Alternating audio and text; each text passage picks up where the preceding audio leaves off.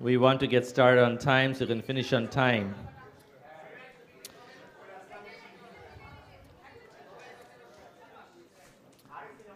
So for all the students walking in the room, if you remember, Rakibul Hassan Bhai gave us this book.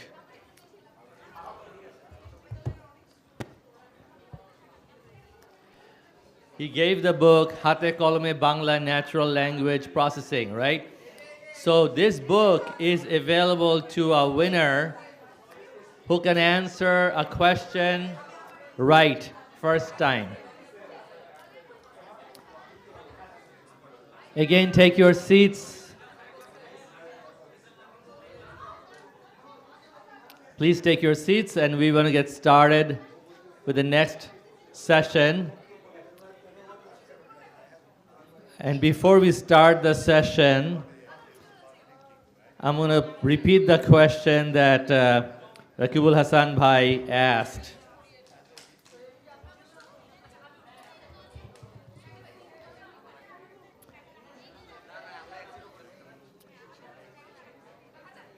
Please take your seats as soon as possible. We want to get started.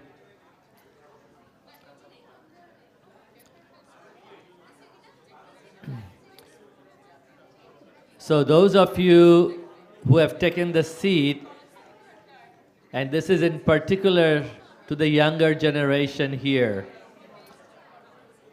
I see you're taking your time talking. Please take your seat, settle down, so we can get started.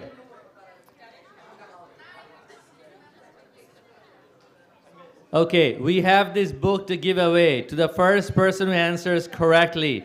Again, the question is for the younger generations. Where do you think AI will make the most or the first impact in Bangladesh? Where will AI make the first impact in Bangladesh? Anybody with an answer?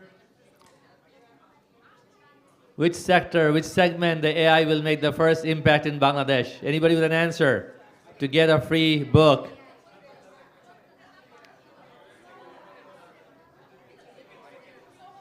Okay, I heard one answer in governance. Okay, that's not correct. Another answer? Any other answer? Where will AI make the first impact? Yes. Agriculture, that is also not correct. Yes? Where? Education, that is the answer, yes. All right, we're going to come over here. I'll give the book to you, and you can tell me what your name is.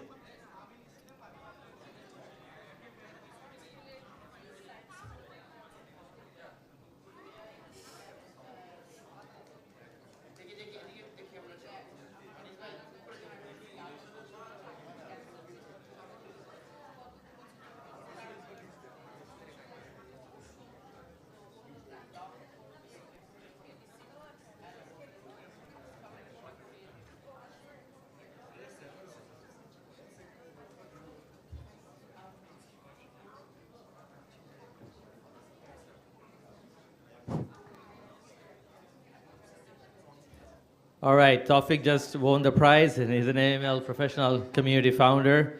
Thank you, Tawfiq, for answering it correctly. All right, great. So now we are all settled, pretty much. We are about 5 minutes behind time. We're going to get started with session 3. Amader session 3 ta hocche, it's called Building Bangladesh's AI Talent and Innovation Ecosystem. Not ecosystem, right? Ecosystem. All right, so this session will be moderated by our Manjur Mahmood, and I will have Manjur Mahmood introduce the panel members, but Manjur is the president of DataSoft Limited, and Manjur is also a founding council member of MillionX. So with that, Manjur, please come on stage, and I will also invite the rest of the team for your panel. Actually, I'll have Manjur. Would you like to invite them? Okay. Here's a list right here. I would like to invite Professor Muhammad Tamim. I would take the liberty of inviting Dr. Sadia Kazi. I take the liberty of inviting Muhammad Mahdiuzzaman. Also, if Dr. Mamun Ahmed is here, we'd like to invite him as well.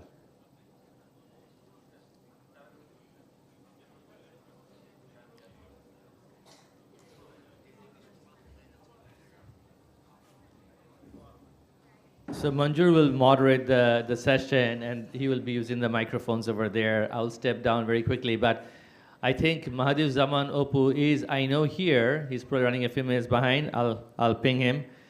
And I don't see Dr. Mamun Ahmed here yet. He is a pro VC from University of Dhaka.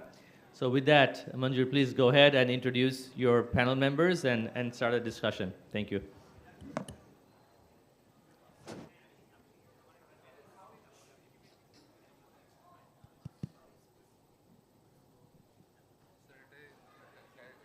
Hello.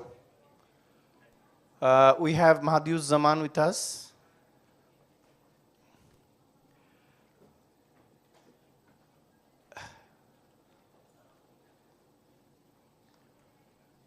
Good afternoon and Assalamu alaikum. It's our immense pleasure to start this session, which we believe is one of the most important aspect of building a AI capability in the country. We have with us very distinguished panel members. Let me introduce our Professor Dr. Muhammad Tamim. He is the Vice Chancellor of Independent University, Bangladesh. We have with us Dr. Sadia Kazi. She is the head of Department of BRAC University, Computer Science. We also have our industry colleague, Mahdiuzzaman Opu. He's an industry leader and been working in AI space and also cloud computing space for a very, very long time. And we believe this is the right kind of panelist you would really expect, who has got deep insight about how talent management is done, how talents are nurtured, and also top of it, how to build the ecosystem for the AI workforce and AI revolution in Bangladesh. So we are waiting for another panel member of ours, who is Pro Vice Chancellor of Dhaka University, Professor Mamun Ahmed. As soon as he joins us, I will introduce him in detail. So we would really want to divide this entire session in three groups. One is we will discuss that to us what we mean by talent, and what is it that AI talent would look like according to them. I will kickstart this with Sadiapa. Sadiapa, if you may. Hello, Assalamu alaikum everyone. আমি AI talent নিয়ে যেহেতু জিজ্ঞেস করা, আমি কি বাংলায় বলবো নাকি বাংলায়? জি, তো আমি আসলে পিরামিডের মতো দেখি আর কি। I see the talent that we have. আমাদের ট্যালেন্টের অভাব নাই, এটা নিয়ে আমরা সবাই ডিসকাস করছিলাম, কিন্তু only problem is we don't have set direction, যে ট্যালেন্টটা আসলে কন্টিনিউটি থাকে না।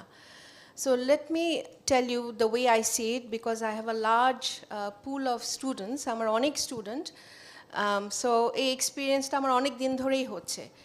একটা হচ্ছে যে যদি top of the pyramid, bottom of the pyramid যদি বলি, সেটা হচ্ছে 70 to 75% I see that they have the basic, their knowledge of how to use the tools, Python পারে, tensors flow পারে, but with very limited knowledge of কিভাবে generalisation করতে হয়, কিভাবে বায়াস করতে হয়, মডেল অ্যাজাম্পশন করতে হয়, এগুলোর প্রপার নলেজ থাকে না। This is 70 to 75%। তারপরে 20 to 25% যেটা দেখি, সেটা হচ্ছে যে ঠিক আছে কিছু ডেটা ক্লিন কিভাবে ডেটা ক্লিন করতে হয় বা হাইপার প্যারামিটার কিভাবে অ্যাজিউম করতে হয় কিভাবে সেট করতে হয় এগুলোর নলেজ থাকে সেটা 20 to 25%, but the rest less than 5% of যেটা আমি দেখি সেটা হচ্ছে যে have an original idea design idea বা জিনিসটাকে স্কেলেবল একটা ইমপ্লিমেন্টেশন করা সেটার মানুষ বা ট্যালেন্ট ওই পর্যন্ত যায় না। That's what I feel. এখন এখানে আমি বলবো I am an educator, so obviously the role comes on upon me, but the way we have had to design the curriculum ওই জায়গাটা নেওয়ার জন্য আসলে আরও একটু কাজ করা দরকার আছে, especially in this age. So I think we have a huge role to play with the industry, academia. অনেক বড় একটা রোল প্লে আছে যেখানে I also feel that there is a distinct huge gap between the industry and academia. আমি কি ওইখানেও যাব? Okay. So মানে যেহেতু আমাকে এখানে আসতে হবে আমি কিছু কিছু জিনিস একটু মানে আমার যেটা বলার ইচ্ছা বলার সুযোগ হয় না সেটা একটু বলতে চাচ্ছি যে আমাদের একটা ট্র্যাডিশন আছে বাংলাদেশে কালচার আছে যে ইন্ডাস্ট্রি আসলে things research is risky and time consuming, they want instant delivery. So academia ইন্ডাস্ট্রির মধ্যে কিন্তু একটা গ্যাপ থাকে। ইটস একটু আগেও ডিসকাশন হচ্ছিল যে ইন্ডাস্ট্রির কাছে যাওয়া হয় for funding for publications and stuff. I rather want problems from the industry. I want industry to come to me and give me set of, it doesn't have to be a huge problem, choto problem, so that my student can use that and solve it and learn. Hands-on experience হচ্ছে না। আমরা বই ছুটছি ওদের দিকে কিন্তু আসলে we need to really give them practical examples. এখন I'm not saying এটা খুবই খারাপ, but এখন it's actually getting better. We have started to collaborate with industry. আমাদেরই রিসেন্টলি একটা বেশ নামকরা ইন্ডাস্ট্রির সাথে কোলাবোরেশন হচ্ছে। we're supposed to solve one of their problems that they're having. একটা fintech companyর সাথে we're talking. So it's taking baby steps, but we need more. And also a Japanese AI company has given us their problem set and their training, small, but a number of students, they're also doing the same thing with NSU, giving us small, their real life problems so that our students can solve it. So এই যে এক্সপিরিয়েন্সটা হচ্ছে এটা কিন্তু tremendous, এটাকে আমরা আরও large স্কেলে দেখতে চাই। This is in terms of industry-কে আমার appeal. Another thing is to you, the students. I think it already discussion হয়ে গেছে যে AI usage, right? AI তো সবসময় ছিল. We all use Facebook and stuff. Facebook was already using it. But এখন কেন সবাই আমরা হঠাৎ করে AI নিয়ে অনেক কিছু বলছি?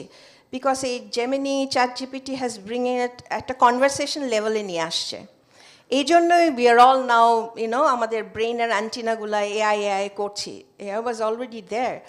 But unfortunately, egula abar has a bad effect where I think we have already said je analytical thinking process ta abar noshto kore dicche, right? We are trying to give anything and everything to AI to solve it. Sheta na kore I think understanding ta age thik koro, then you use AI to refine it. That's the way it should. Understanding to AI use koro, but understand it first, not solve the problem using AI, but you still have to understand it, because in the long run you're the one who will be using the AI, but if you don't know how to use it, or AI use korata, it's easy, you write a problem and you get it, but eta ki thik holo? Is it the best problem? It's for you to understand it, right?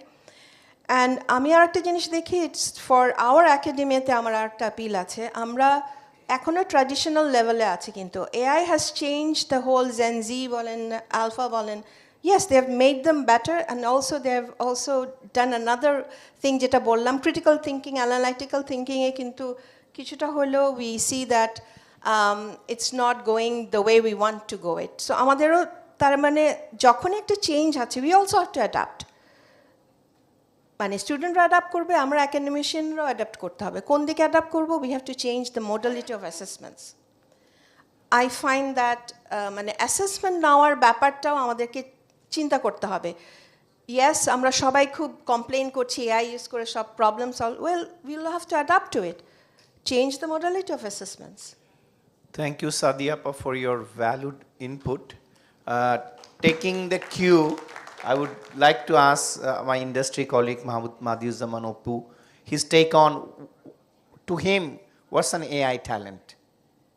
Thank you Manjur ভাই, এবং thank you সাদিয়াপা, এবং আজকে সবাই যারা আছে তাদেরকে অসংখ্য ধন্যবাদ। আমার কাছে এআই ট্যালেন্টটা হলো যে এআইটা again I think we are একোয়িং এআইটাকে কীভাবে ইউজ করতে হয় সেটাকে জানা। That's the talent of it, is the prompt engineering, যে প্রম্পটটা করা সেইটাই ট্যালেন্ট। এবং শুধু তাই না, এআই আমাদের ট্যালেন্টটাকে যেভাবে অগমেন্ট করতেছে, আমরা বলতেছি এআই এজেন্ট বানাবে, অনেকগুলো এজেন্ট। আগে একটা কাজ আমি একটা করতে পারতাম, এটা আমার 1 ঘন্টা সময় লাগতো। এখন আমি 10টা কাজ করতে পারি এবং এটা করতে আমার 10 মিনিট লাগতেছে, কারণ আমি অনেকগুলো আমার রোলগুলোকে আমি জানি। আমার জিনিসটা যেমন আমি আমার 10টা ইমেল লিখতে হয়, আমি এখন 10টা ইমেল না লিখে এই ইমেলটাকে এআই দিয়ে আমি সামারাইজ করে রাখলাম। আগে থেকে লেখা থাকলো, আমি প্রথম দিকে দেখলাম, পরের দিকে হয়তো এটা অটোমেটিক করে ফেললাম। তারপরে আমার একটা রিপোর্ট লিখতে হয়, আমার একটা জিনিস সামারাইজ করতে হয়।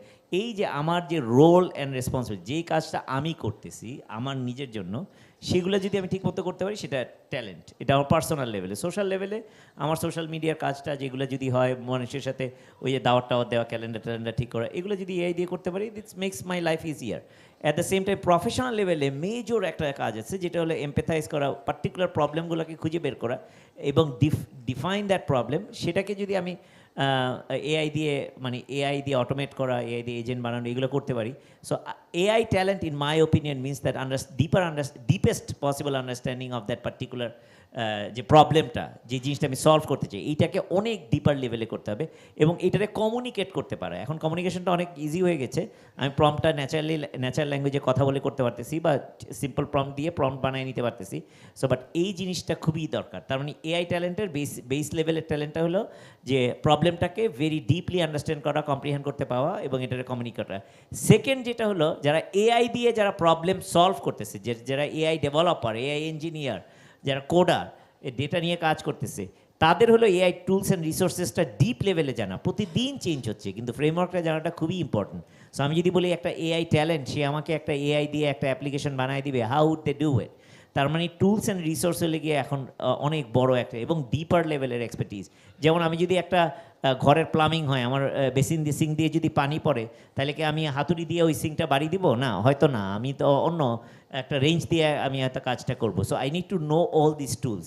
সো আমার ধারণা প্রথমটা হলো soft skill, comprehension, deeper level understanding. Second, tools and রিসোর্সগুলো খুব ভালো মতো জানা। জেনারেল পারপাসে আমাদের হয়তো চ্যাট জিপিটি জানবো, কিন্তু ডিপ লেভেলে হয়তো তাদের ক্লড জানতে হবে, কার্সার জানতে হবে, আদার জিনিস। Different type of tools you need, you create different agents to solve different problems. So এই জিনিসটার ফুল কম্প্রিহেন্সিভ আন্ডারস্ট্যান্ডিংটা। Thank you very much, Madhuzzaman Oppu. Very informative, and it has let us know the value chain of AI, where a researcher would work, where a general public will work, where a developer who wants to make their career in AI would really work. That has been very well clarified. I would ask the same question to Tamim Bhai on, to him, what is a AI talent? Actually, all the people who are here are in computer science or electrical engineering.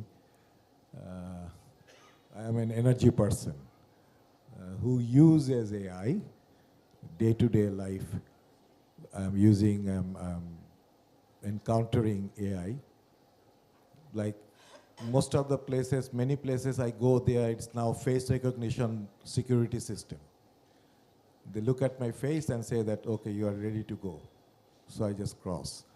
That's an advancement of AI for me. Fantastic advancement. So, of course, that software, that particular tool can be improved further. So that's an application I'm talking about. Of course, ChatGPT and other generative AI, where you are interacting with them, is fine. People-wise AI talent, I don't know whether you mean AI talent means people. Okay, if people-wise, if you think from university perspective, whole bunch of people are coming in. Not everybody is in computer science, social science, electrical engineering, and other areas, biomedical, bioscience, life science. So all areas people are coming. AI is not specifically meant for computer engineering people. I'll give you one example. There was I just heard it from Professor Kaikobat the other day. So there was a competition where a team won who actually came from civil engineering, not for computer engineering. There were several teams dominated by computer engineering, but the team who won was the civil engineering team. So what does that mean? It means that coding has become the alphabet of today's world. You have to know coding. At IUB, we have a Coding for All course, fundamental course. Even somebody studying in English will have to, who has to take this coding course. So,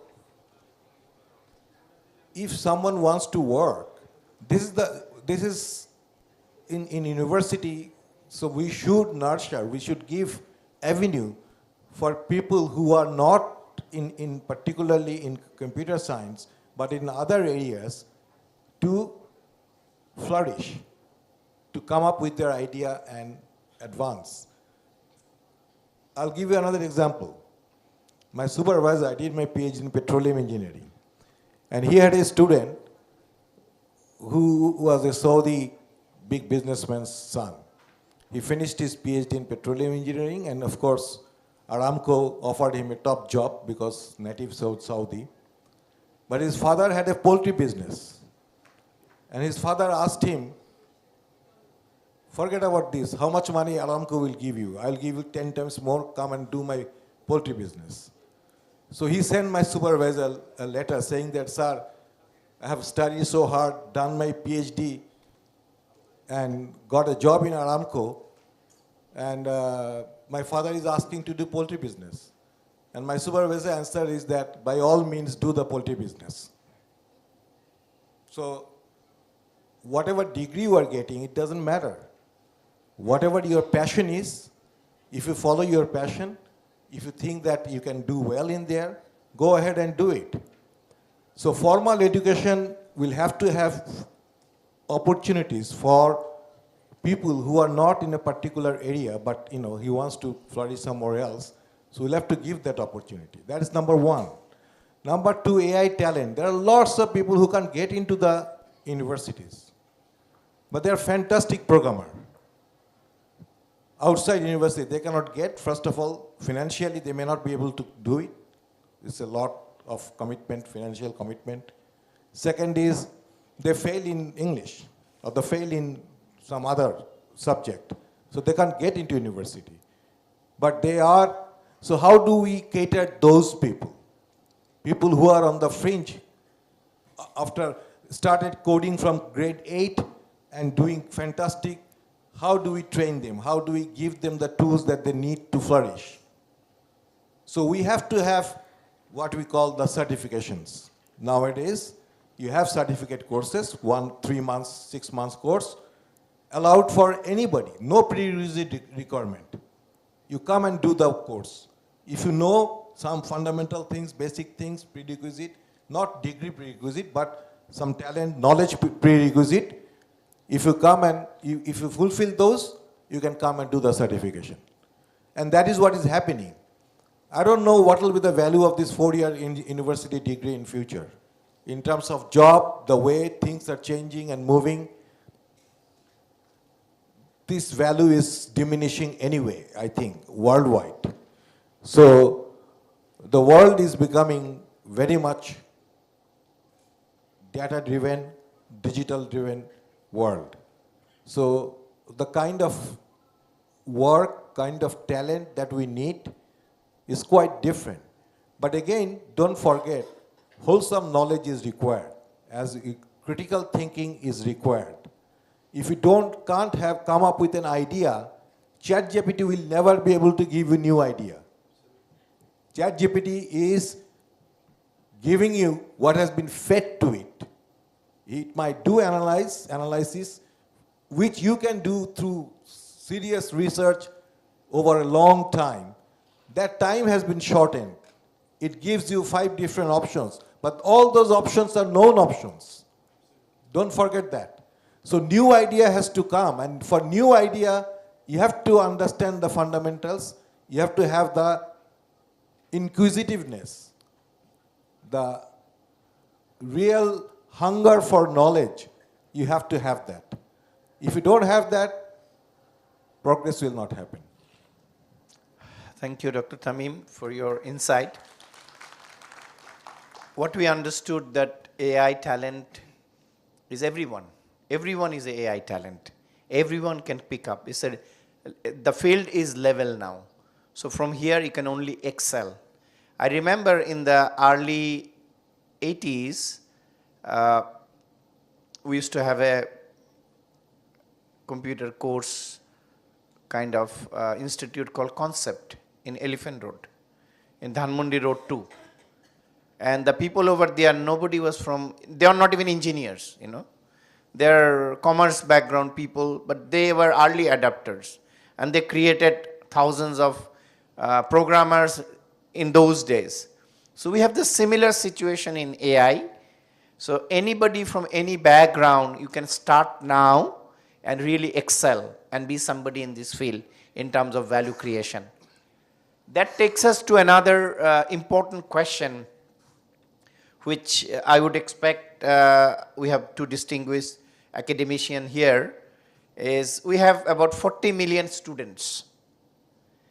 And our charter for MillionX is creating 50,000 professionals in the field of AI. That's what we believe. So we would really want to have your insight. How can we really go about it? We'll start with Sadiapa. As academician, I'm throwing books at them, right? And so I think we just recently talked to an entrepreneur. She's an entrepreneur based on the US, and she came just for a visit at Brack University.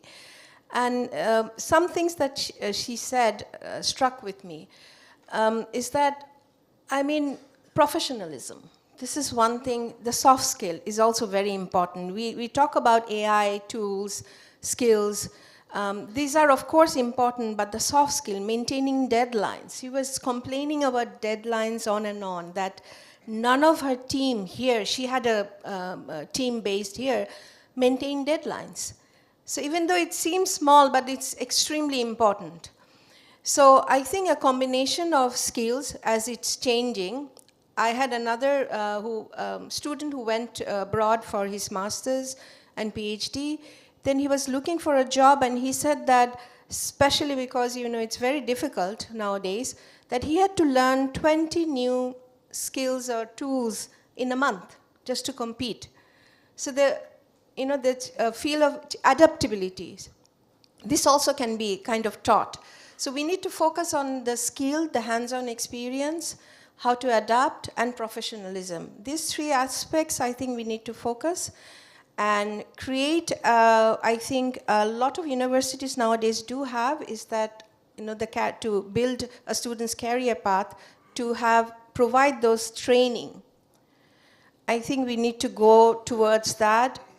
Other than that, just the degree, as Professor Tamim was just, you know, this will become a leveling ground. I mean, everybody will have a degree, and we have like 40,000 students coming out. Everybody has a degree, but what differentiates them? My question were more into, overall in Bangladesh, there are 40 million people in the academia, overall, from class 1 to class XYZ. So this 40 million, out of these 40 million people, we really want to convert only 50. Yes, please. The answer is very simple. Create employment. That is the answer. You create employment, you will not be able to stop people from coming to your place.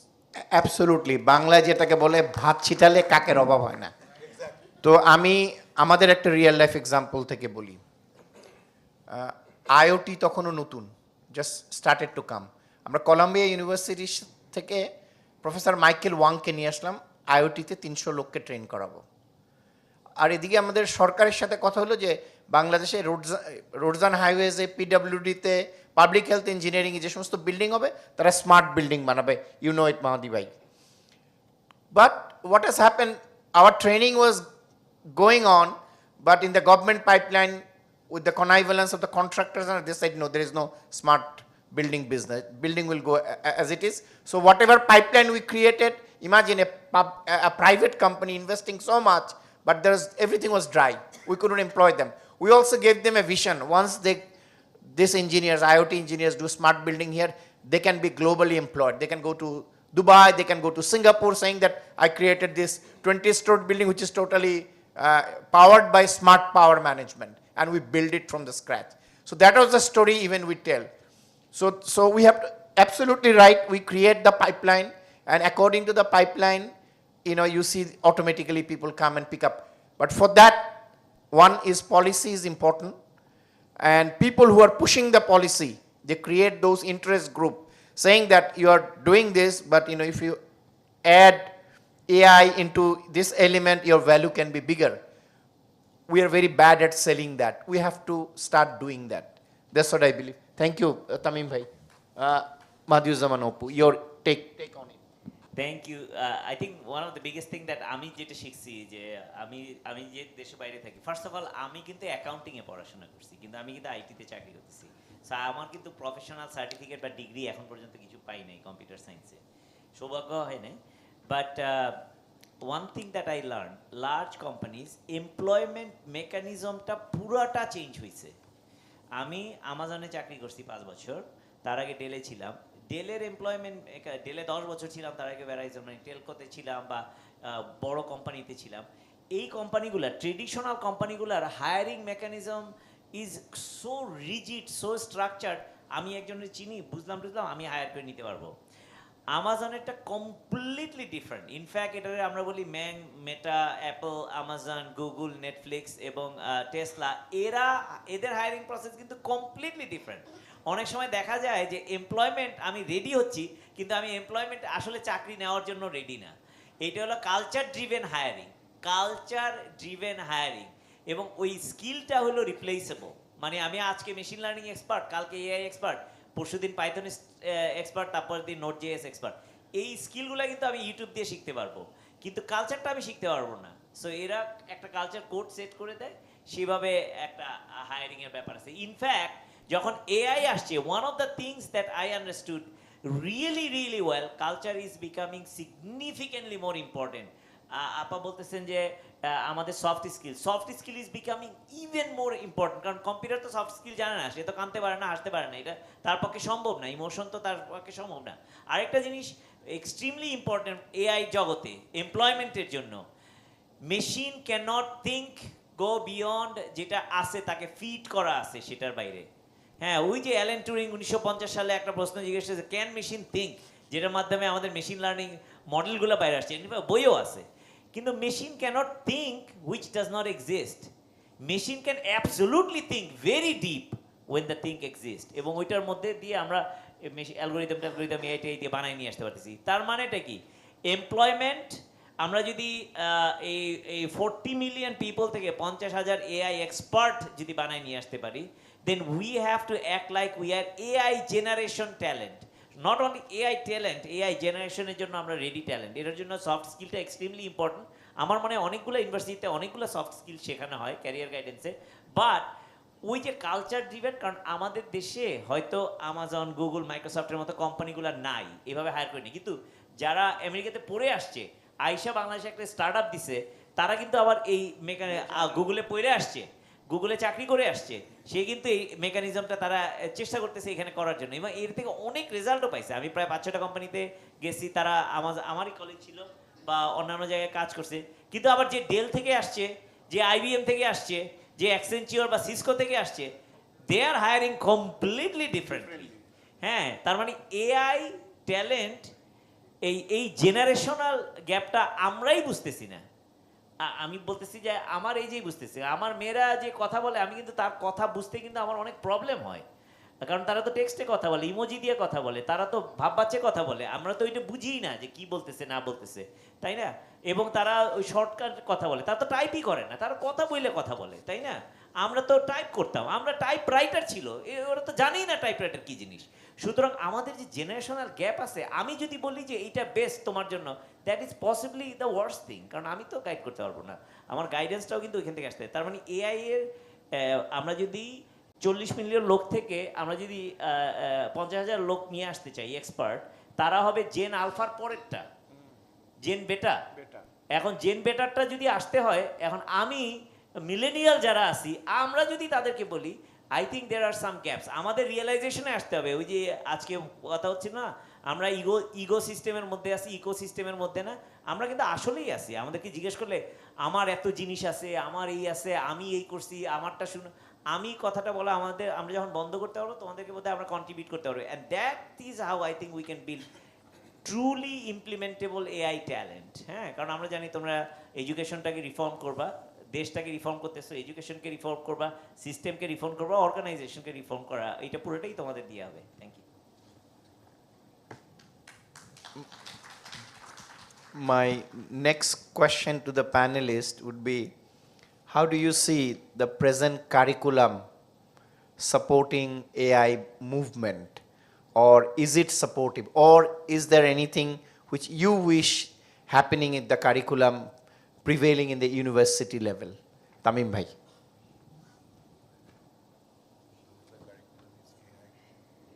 AI ke support korar jonno je curriculum kora darkar? Definitely not. Not yet. It is far behind. But university, it is very difficult to change things rapidly because of the bureaucracy in the university. So, but the intention is there. Intention is always, but one thing you have to understand, universities are always behind the market. The market is going ahead, university is catching up. So, we do have some changes, we do make some changes, and we do have intention of adapting more AI-driven, AI-aided curriculum, but I must confess we are behind. Any way you think that this can be addressed soon, or anything that your university is doing to reduce this soon? It is happening at the faculty level. The faculties are actually adapting whatever it is permitted. About 20% syllabus in a curriculum we can adapt according to the faculty's wish. So I would not say it is having across the board everywhere, but quite it is happening because of the market demand. The faculties are adapting and they are bringing in changes on their own, actually. Okay. On their own. Thank you, Sadiapa. Your take on this? If I understand correctly, you're mentioning that how we have changed the curriculum going. What's your plan? What's our plan? So we had a few months ago, we had a strategy meeting at Brack University. I think I mentioned this at our industry and academy meeting. And we were supposed to bring in what is our plan for the next 5 years, how we will put out changes in CAC and other departments also.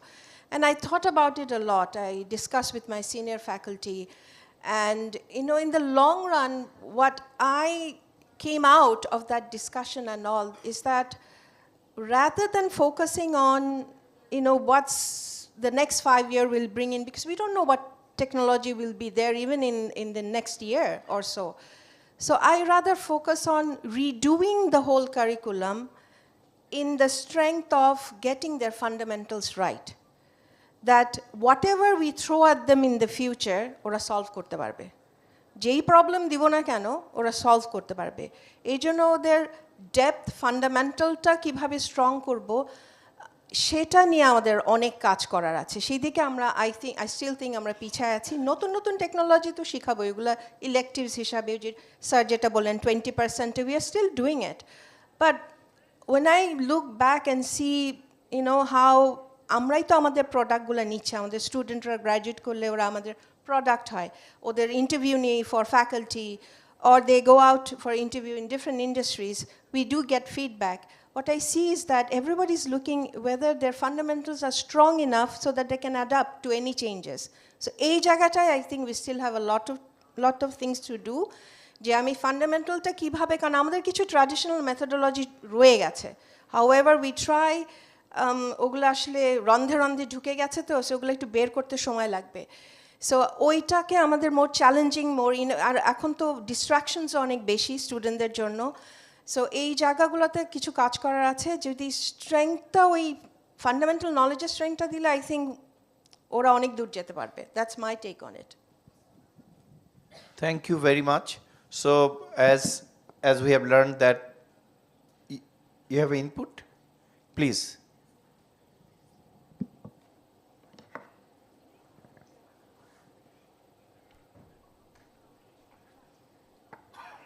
Thank you so much. Actually, creating employment, what you said, obviously is very important, but at the same time, আমি যেহেতু আমি সরকারে ছিলাম একটা লম্বা সময়, government is the largest buyer.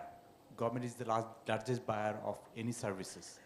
So, আসলে আমরা যদি যেটাকে এখন আমরা বলছি পিপিপি, মানে প্রাইভেট পাবলিক পার্টনারশিপ, মানে আপনি দেখেন যে এনআইডি, পাসপোর্ট, জমি রেজিস্ট্রেশন, তারপর হচ্ছে গিয়ে আমাদের বিভিন্ন রকম ট্রেড লাইসেন্স, মানে এই যে সার্ভিসগুলো, এই সার্ভিসগুলো কিন্তু দেখা যাচ্ছে যে it takes really long time. আবার আমরা দেখছি যে 24 ঘন্টার মধ্যে কিন্তু একজনকে আবার এনআইডি দেওয়া হচ্ছে।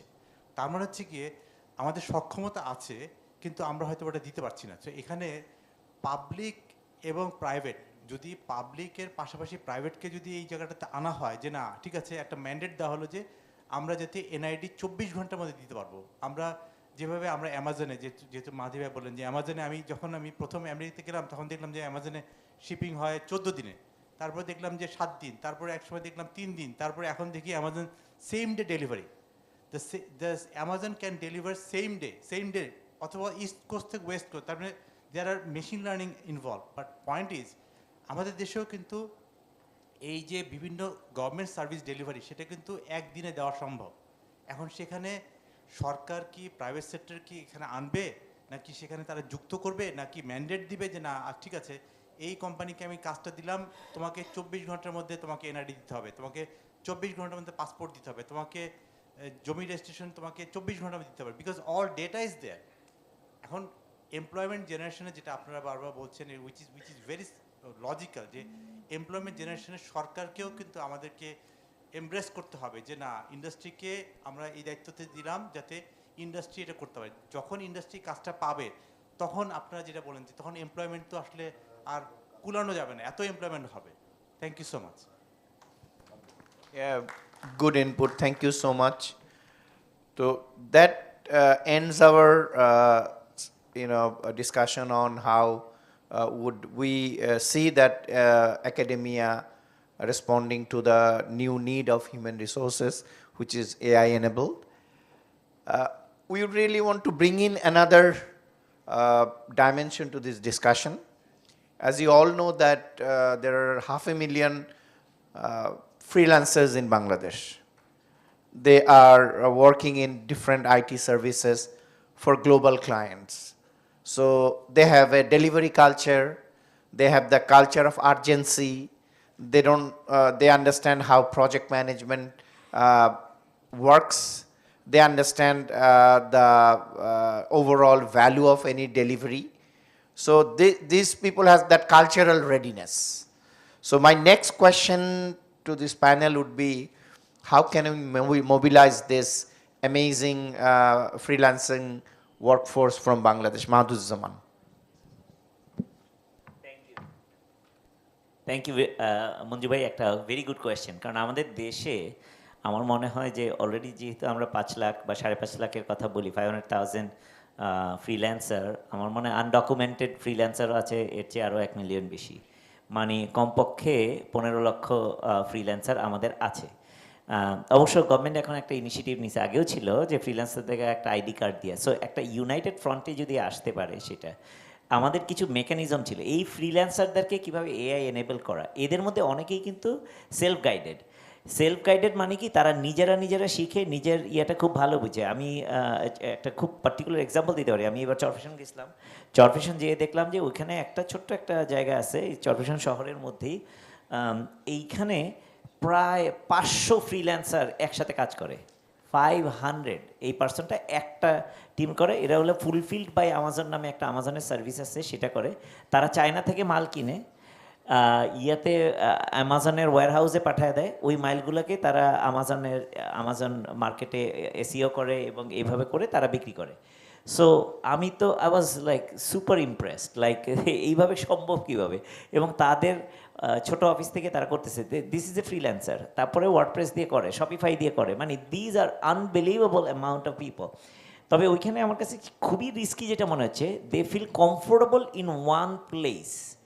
মানে যে এসিও করে, এসিওটা খুব ভালো করে, ওয়েব ডেভেলপমেন্ট করে, ওয়েব ডেভেলপ খুব ভালো করে, এই ফুলফিল বাই আমাজন করে, আমাজনটা খুব ভালো করে। যখন আমি গেলাম, যাওয়ার পরে একটা জিনিস দেখলাম যে এইখানে আমাজনের তার একটা লোক আছে, সে অনেক পয়সা দিয়ে হায়ার করে, আমেরিকান লয়ার হায়ার করছে। এই ছেলে আমেরিকান লয়ার হায়ার করে। আমেরিকান লয়ারের আপনারা ফিটি জানেন কিনা জানি না, অস্বাভাবিক রকম ফি।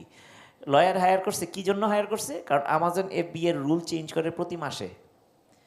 একবার রুল চেঞ্জ করলেই তার পুরো কোম্পানি আউট অফ বিজনেস হয়ে যায়। This is as hard as this things. Affiliate মার্কেটিংয়ে সে খুবই ভালো ছিল, কিন্তু রুল চেঞ্জ করার পরে তার 500 জনের 400 জনকে তার লে অফ করে দিতে হয়েছে। So I think on the freelancer side they are is extremely strong. আমাদের গভর্নমেন্টে কিন্তু প্রচুর প্রজেক্ট আছে। আরেকটা জিনিস আমি যেটা দেখছি, ওই যে ন্যাশনাল স্কিল ডেভেলপমেন্ট অথরিটি কিছু গাইডেড স্কিল দেয়, টিভেট যেটা আছে, এইটা যেমন আপনার BNQF বলে, বাংলাদেশ ন্যাশনাল কোয়ালিফিকেশন ফ্রেমওয়ার্ক। এইটার মাধ্যমে আমাদের কারিকুলামগুলা বানানো হয়, যে টেকনিক্যাল কারিকুলামগুলো। তারপরে BSc আছে, যেটা হলো বাংলা অ্যাক্রিডিটেশন কাউন্সিল, যেটা বোধহয় আপনার বুয়েটের ইঞ্জিনিয়ারিংয়ের কারিকুলামগুলো। আমাদের অনেকগুলা ডিফারেন্ট কারিকুলাম আছে। ইনফ্যাক্ট আমাদের প্রাইমারি গণশিক্ষা মন্ত্রণালয়ই আলাদা, যদিও তারা NCTV দিয়ে টেক্সট বুক পাবলিশ করে, কিন্তু তারাই আলাদা। তারপরে আমাদের মাধ্যমিক উচ্চ মাধ্যমিক শিক্ষা বা মাউসি কমপ্লিটলি আলাদা। সো আমরা যদি আমার অবজারভেশন, এটা তো আমি তো আর দেশে থাকি না, কিন্তু আমার ক্লোজ অবজারভেশনটা হলো দে আর নট ওয়েল সিঙ্কড। আগে আমরা হলো ইউনিভার্সিটি ব্যাচেলার্স করার পরে চাকরি করতো, বা পাশ করে বাইরে হওয়ার পরে, বা কোনো ডিপ্লোমা করার পরে একটা প্রফেশনাল চাকরি করতো। ফ্রিল্যান্সাররা কিন্তু ক্লাস 5-6 থেকে পাশ করা। সুতরাং আমাদের যদি ফুল এডুকেশন সিস্টেমে একটা সিনক্রোনাইজড একটা মেকানিজম যদি বাইর করতে পারি, আমার মনে হয় এই পারপাসেই NSDA বানানো হয়েছে। কারণ NSDA reports directly the highest one, এখন প্রধান উপদেষ্টার আন্ডারে আছে অথবা প্রাইম মিনিস্টারের আন্ডারে থাকে। So they are the overall body. আমরা যদি ইন্ডাস্ট্রি থেকে যারা আসি, তারা যদি তাদেরকে একটু গাইড করতে পারি, বা আমরা বাইরে যারা থাকি প্রবাসী বাংলাদেশি, তারাও যদি গাইড করতে পারি, আমরা একাডেমিয়া থেকে যারা আসি তারাও যদি একটু গাইড করতে পারি, I think we can come up with a unique way, যে ফ্রিল্যান্সাররা যারা ক্লাস 5 পাস করার পরে বের হয়ে গেল, অথবা যারা PhD করে আসছে, you have various type of people, এদের জন্য একটা ফর্মালাইজড এডুকেশন যেভাবে তারা কন্টিনিউ করতে পারে। আর এডুকেশনটা এটা ফ্রেমওয়ার্ক হওয়া উচিত। কন্টেন্ট বেসড এডুকেশন যদি করি, এটা আউটডেটেড হয়ে যাবে যেদিন কন্টেন্ট পাবলিশ করবো সেদিনই। বাট ফ্রেমওয়ার্ক বেসড এডুকেশন যদি করি, তুমি এক লেভেলে আসো, নেক্সট লেভেলে যাবা কীভাবে, এই টাইপের জিনিসগুলো যদি আমরা বানায় দিই একটা পার্টিকুলার ফ্রেমওয়ার্ক, তাহলে মনে হয় এটা তাদের জন্য খুব ভালো হবে। আর লাস্ট জিনিসটা হলো যে আমরা যারা বাইরে আছি, I think NRBs can play significant role in ফ্রিল্যান্সারদেরকে মেন্টর করা, গাইড করা এবং তাদেরকে নিয়ে যাওয়া। কারণ তারা তো দেশের বাইরে আছে, এবং বেশিরভাগ ফ্রিল্যান্সার কিন্তু কাজ করতেছে ফরেন কারেন্সি আর্ন করতেছে বাইরে থেকে। সো তুমি আমেরিকাতেই কাজ করতেছো, আমেরিকা থেকেই লোগো বানায় তুমি $20 কামাচ্ছ, $100 কামাচ্ছ, কিন্তু এইটা যদি আমার লোগোটাই তুমি বানাই দেয়, কিন্তু আমার লোগোটা আমি বানায় নিচ্ছি আরেক দেশের কাছ থেকে। সো আমরা যদি NRBরা যদি কিছুটা তাদের স্কিল ডেভেলপমেন্টে হেল্প করতে পারি, I think this two things combining, একটা সিনক্রোনাইজড একটা ইউনিফাইড একটা স্কিল ফ্রেমওয়ার্ক, আর একটা হলো যারা নন রেসিডেন্ট বাংলাদেশি প্রবাসী বাংলাদেশি যারা আছি, আমরা যদি তাদের জন্য একটা ফ্রেমওয়ার্ক বানিয়ে দিতে পারি এবং আমরা যদি তাদেরকে মেন্টরিংটা গাইডেন্সটা দিই তাহলে I think that could change the freelancer. Thank you so much. আমি এখন তামিম ভাইকে বলবো। My take on freelancer is little different. I think freelancer will always remain freelancer because they want freedom. The reason I have talked to few freelancers, very young kids. I said, why don't you go and get into a IT firm? Because there are people, the companies are looking for good programmers, and they say, I worked in a program. It's a 9-to-5 job. I hate doing that. I like coding in the night. I do one job, get a chunk of money. I don't do anything. I travel. I go here. I go there. So they're a little crazy. The programmers. That's so fantastic. I wish I was at your age and I could do the same thing. So, but what he said, I think that is the most important thing. What I have learned, that majority of the freelancers are self-taught. They have done, they have grinded through the process, learned hard way. They got some guidance from other freelancers or some friends, some boro bhai. সেরকম হয়তো help পেয়েছে, but majority are self-taught. So if we give them, as I say, that if we give them a certification course, a certain skill, we have multiple areas where whatever he needs, and he can go there and just get trained and get his skills developed. That will be the best way to help the freelancers. That's what my take is. Sadia Appa, your take on this. I think most points have been already said. এখানে just একটু বাড়াই, to take a point from Professor Tamim is that এই যে নিজে self-taught, I think এখানেই হচ্ছে one of the biggest problem and the education, আপনি যে পাইপলাইনের কথা বললেন, যে আমরা তো আসলে 12 বছরের এডুকেশনের পরে আমরা পাই, and we have to undo that learning totally. ওদেরকে শেখানোর জন্য, and that's very hard, it's not possible sometimes. So আমাদের এই 12 বছরের লার্নিংটাকে একদম চেঞ্জ করতে হবে। ওগুলোর কিছু প্রপোজালে ইউজিসিতে দেওয়া হয়েছিল for a project, but unfortunately didn't work through. মানে পুরো জিনিসটাকে চেঞ্জ আনতে গেলে আমাদের রুট থেকে চেঞ্জ করতে হবে। ওই 12 বছরে যেটা বললেন যে প্রাইমারি অ্যান্ড সেকেন্ডারি এডুকেশন ঠিক করতে হবে। আর শিখার, what I find always amongst our young generation is শিখার motivation, learn করার, not getting a degree, getting a certificate, it's not that. শিখার motivationটা, I don't know, it's getting lost. One of the, I don't know about other universities, আমাদের ইউনিভার্সিটিতে আমি just practical on reality বলছি যে ক্লাসের attendance কমে গেছে একদম ইন দ্য লাস্ট 2 years. মানে আমার ক্লাসে ভয়ে না কিসে জানি না, ক্লাস অ্যাটেন্ডেন্স ওয়াজ অলওয়েজ 100%. আমার ক্লাসেই দেখি আসে না, এবং we do have a strict attendance policy, তারপরেও আসে না। সো ওয়ার, মানে ওদের একটা টেন্ডেন্সি থাকে, we do a lot of, because of the pandemic আমরা অনেক অনলাইন লার্নিংয়ের উপর অনেক স্ট্রেস দিয়েছি। সো ওগুলো রিসোর্সেস আছে, দে থিঙ্ক দ্যাট ও আছে ওগুলো দেখে নিব, ক্লাসে আসার দরকারটা কি, বা ল্যাবেও আসে না। So as we are positive, we are saying that আমাদের অনেক freelancers আছে, Maybe we are not able to make them interested in teaching classrooms. So that's why we need to change that's what I'm saying. পুরা ওই যে teaching modality, assessment modality আমাদের আরো একটু encouraging. এটা I also understand it's boring sitting class, হয়তো পিছনে আমি নিজেও দেখতে পারি ঘুমাচ্ছে চোখ বন্ধ। ইয়েস, মোর অ্যাক্টিভ লার্নিংয়ের দিকে যেতে হবে, সেটা তো বটেই। সো এটা আসলে ওরাও 12 বছর ধরে তো এইটাই করে আসছে, আবার এসে এখানে এটাই করছে। So we really need to change that. And এই ফ্রিল্যান্সিংটাও যে ওইখানে আই পিকড অন যে নিজে নিজে শিখছে। সো এই যে নিজে নিজে শেখাটা, that mean that person is an active learner. So ওই অ্যাক্টিভ লার্নিংয়ে we have to go back. ও অ্যাক্টিভ লার্নিং, হ্যাঁ, আমাদের কন্টিনিউটি থাকে না। ওই যে উনি যেটা বললেন যে ওই সার্চ অপটিমাইজেশন ওখানে আছে, সো ওখানেই করছে ও, but he is not growing. We need to also have a continuity. আমরা পলিসি বানাই, ওটার কোনো কন্টিনিউটি থাকে না। We need pathways towards up, somewhere towards wisdom যদি বলি আর কি। সো আই থিঙ্ক এই যে আমাদের pool of freelancers we need to really get them together certification বলেন ওই যে প্যাথওয়ে ক্রিয়েট করে ফেলা উচিত যে কোনো না কোনো মানে ইটস নট অ্যাবাউট জাস্ট ওরা কেন বাইরের দেশের প্রবলেম সলভ করছে why can't we use them to as you said আমার প্রবলেম সলভ করে দাও the reason is we do not have the proper pathways to get them motivated come and work for us এটা আমাদের I think we need a lot of work there's a lot of work to be done আমি একটু একটা জিনিস add করি আমি জানি এখানে আমি একজন অফিসিয়াল ডক্টরেট বা টিচার না কিন্তু আমি আমেরিকাতে 3টা ইউনিভার্সিটিতে পড়াই সেন্ট জনস ইউনিভার্সিটি নামে একটা ইউনিভার্সিটি আছে নিউ ইয়র্কে NJIT New Jersey Institute of Technology এটা হলো আমাদের নিউ জার্সিতে আছে আর হানিফ ভাইয়ের সাথে আমি ওয়াশিংটন ইউনিভার্সিটিতে করতেছি এখানে আমি একটা জিনিস দিয়ে দেখলাম যে এটা কমন একটা জিনিস যে ক্লাসে এসে আপা যেটা বললেন যে ওইখানে পিছনে ঘুমাচ্ছে আমি কারণটা বললাম যে আচ্ছা ওইখানে ঘুমাইছে আমি প্রতিদিন যদি দেখি সে ঘুমায় তাহলে আমি যদি কারণটা খুঁজে না পারি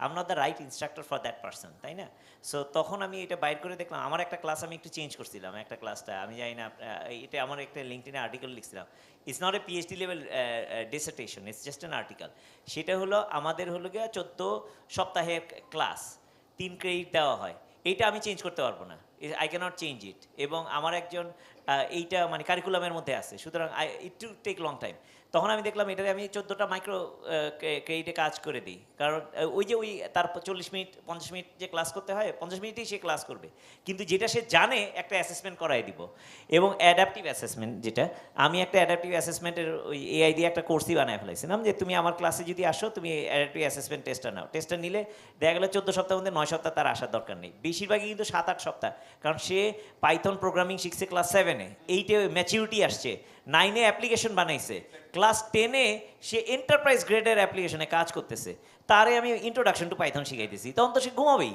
সে যদি না ঘুমায় সেটা আমার দোষ সো আমি তো এটা বুঝি নাই তারপরে তাকে ম্যাথ এবং কিছু কিছু আসছে খুব ভালো স্কুল থেকে কিছু আসছে খুব এটা আরেকটা জিনিস হলো যে আমরা শেখানোর পদ্ধতি হলো 1 to many আমি একলা যখন কথা বলি আমি 20 জনকে একসাথে শিখাচ্ছি কিন্তু 20টা person everybody is very individually separate Khan একাডেমিতে তো ইন্ডিভিজুয়াল পার্সোনালাইজ লার্নিং তো শিখেই দিছে সো আমি যদি অ্যাডাপটিভ অ্যাসেসমেন্ট করে বলি তোমার 9টার মধ্যে 7টা তোমার 14টার মধ্যে 9টা তোমার করার দরকার নাই তুমি 9টাতে অন্য ক্লাস করো গিয়ে এখানে আসারও দরকার নেই তোমার আমি ক্রেডিট দিয়ে দিচ্ছি বাট ওই সময়টাতে আমি তাকে একটা যেহেতু তোমার ওই সময়টা ক্লাসে থাকতে হবে বা কিছু করতে হবে ওই সময়টাতে তুমি যেহেতু এন্টারপ্রেনিউরাল ট্র্যাকে যাচ্ছ তাইলে তুমি এন্টারপ্রেনিউরাল 2টা কেস স্টাডি করো আমি শুধু যেই জায়গাটায় ফুলফিল করতে হবে আমি data structure and algorithm data স্ট্রাকচারটা শিখতে হবে পাইথনের তুমি ডাটা অ্যালগোরিদমের মধ্যে তুমি আমার চেয়ে বেশি জানো ওই জায়গাটাতে এই ডাটা স্ট্রাকচারের অ্যাকচুয়াল প্রবলেমটা কী ছিল কোলগেটের বা কেলগের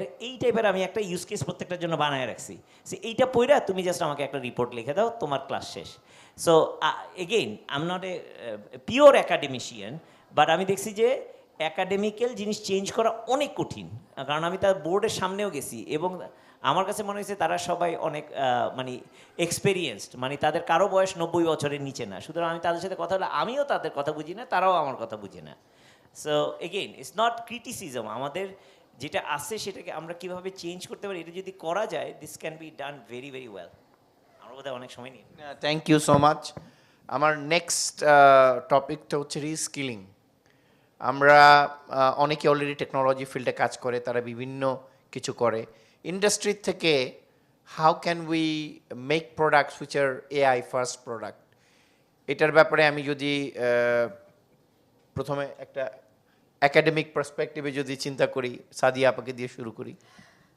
সবই সম্ভব সম্ভব মানে ইটস মানে খুবই সম্ভব কিন্তু ওই যে আমি প্রথমেই যেটা অ্যাপিল করেছিলাম যে আমাদের ইন্ডাস্ট্রি অ্যান্ড একাডেমির মধ্যে একটা হিউজ গ্যাপ অনেক গ্যাপ ইন্ডাস্ট্রি মনে করে যে দে ওয়ান্ট ইনস্ট্যান্ট ডেলিভারি এই রিসার্চ করে কোনো কিছু বের করে ইটস রিস্কি স্লো নাও দিতে পারে but if you teach in the US and you see that US এর বেশিরভাগ companies have a universityর সাথে they have a collaboration ওদের R&Dটা মেইনলি ইউনিভার্সিটিতেই হয় আমাদের দেশে তো হয় না বুয়েট কিছু করে কিন্তু especially other universities I don't see it so give us problems that is how we train them that is where the skill training বলেন সব কিছু হয়ে যাবে if we can embed it in our curriculum far better Tamim ভাই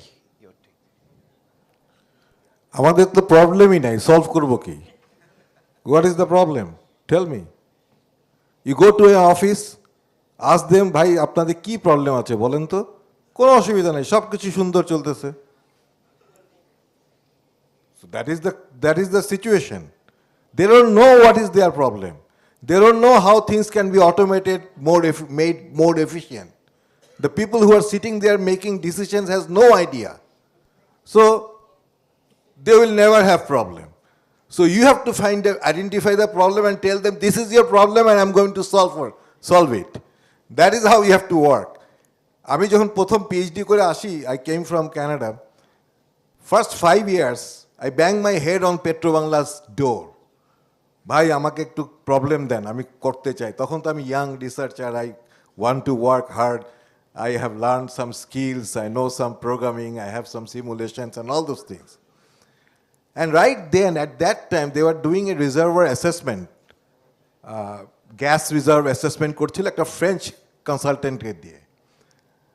তা আমি বললাম, ভাই ওকে যে ডাটাগুলো দিয়েছেন সেই ডাটাগুলো আমাকে দেন, give me the same job, I will do it free of cost, you pay whatever you are paying to him. And then you compare my job with my assessment with his assessment and see if I can do it, and next time পয়সা দিন, এখন দেওয়ার দরকার নেই। না, এটা state secret, আপনাকে কিছু দেওয়া যাবে না। হ্যাঁ, ফ্রেঞ্চম্যান আমার ডাটা নিয়ে কাজ করতেছে, একটা বাঙালি আমাকে ডাটা দিল না। So I have tried. After 5 years, I gave up. I quit. Actually, I quit petroleum engineering. I went into energy because আমি দেখলাম যে এই ডাটা নিয়ে এখানে কাজ করা যাবে না। সো আমরা যেখানেই যাই না কেন, আমি যেই অফিসে যাই না কেন, উই নো আমরা ডে টু ডে প্রতিদিনই সরকারি অফিসে নানা রকমের সমস্যার সম্মুখীন হই।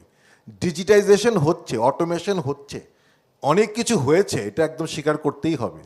অনেক কিছু এখন আমরা ফোনে করতে পারছি, হ্যাঁ, কিন্তু এর 20 times 100 times মোর অপরচুনিটি আছে। এবং অনেক ক্ষেত্রে আমরা কিন্তু we are better than many advance countries কিছু কিছু ক্ষেত্রে, সেই সব দিক থেকে। So we have opportunity, but only thing হচ্ছে যে people who are in charge, they are not aware that what they need. ওইটা যতদিন না ফিক্স হবে ততদিন কিন্তু ইন্ডাস্ট্রি একাডেমি এই ইন্টারাকশানটা করা মুশকিল। বিকজ যার সমস্যা সে যদি নিজের সমস্যার কথা না বলে আমি জোর করে চোখে আঙ্গুল দিয়ে সমস্যা দেখায় যদি সেই সমাধান করতে যাই, that will not work. Very simple. Thank you so much. So প্রোডাক্টের ভিতরে এআই ফার্স্ট বিল্ড করতে হলে from a industry perspective, we have also seen it has got tremendous advantage. Like যে প্রোডাক্টটা আমার কাস্টমারের প্রোডাক্টিভিটি বাড়াতে পারে, যে অপটিমাইজ করতে পারে তার কাজকর্ম, প্রাইভেট সেক্টর এগুলোকে এপ্রিসিয়েট করে, কর্পোরেটস দে এপ্রিসিয়েট দ্যাট। এইটা যদি করা যায়, দেখা যাবে যে যারা এক্সিস্টিং টেক কোম্পানিজ কিংবা স্টার্ট আপ যারা, তাদের দেখবেন যে আজকাল প্রচুর প্রোডাক্ট বেরোচ্ছে যেটা এআই ফার্স্ট প্রোডাক্ট। ওরা চিন্তাই করে ডিজাইন লেভেলে ওরা এআইটাকে রাখে, কিংবা এক্সিস্টিং কোনো প্রোডাক্টকে যখন নতুন ভার্সন আসে আপনি অবশ্যই দেখবেন সেখানে এআইয়ের ফিচার থাকে এবং এআই দিয়ে তারা অনেক কিছু অপটিমাইজ করছে। তো এইটার প্রোপেন্সিটিটা যত বাড়বে, বিশেষ করে গভর্নমেন্ট সার্ভিসেসের ক্ষেত্রে, আমার মনে হয় ততই আমাদের জন্য সুবিধা হবে। মাহদিউজ্জামান, একটা মজার জিনিস দেখছি আমি, কয়েকটা গভর্নমেন্টের অর্গানাইজেশনে গেছিলাম। সো তামিম স্যার এবং সাদিয়া ম্যাডাম খুব ভালো চমৎকার কথা বলছেন যে প্রবলেমটা যদি নিয়ে আসে তাহলে। আমি যখন গেলাম যে এখন দেখলাম যে আচ্ছা দেখি, আমি একটা গভর্নমেন্টের এজেন্সি, নামটা বললাম তাদের প্রবলেম কি আছে এআই দিয়ে ডিপ রিসার্চ করি, ওখান থেকে প্রবলেম বাইর করলাম এবং তারপরে দেখলাম যে এখানে সব হলো জয়েন্ট সেক্রেটারি, অ্যাডিশনাল সেক্রেটারি, আচ্ছা এদের জব রেসপন্সিবিলিটি কি, এটাও বাইর করলাম এআই দিয়ে। আমি কিন্তু এখনও কিছু যাই না, এখনও ওই বিল্ডিংয়ে এখনও ঢুকি নাই।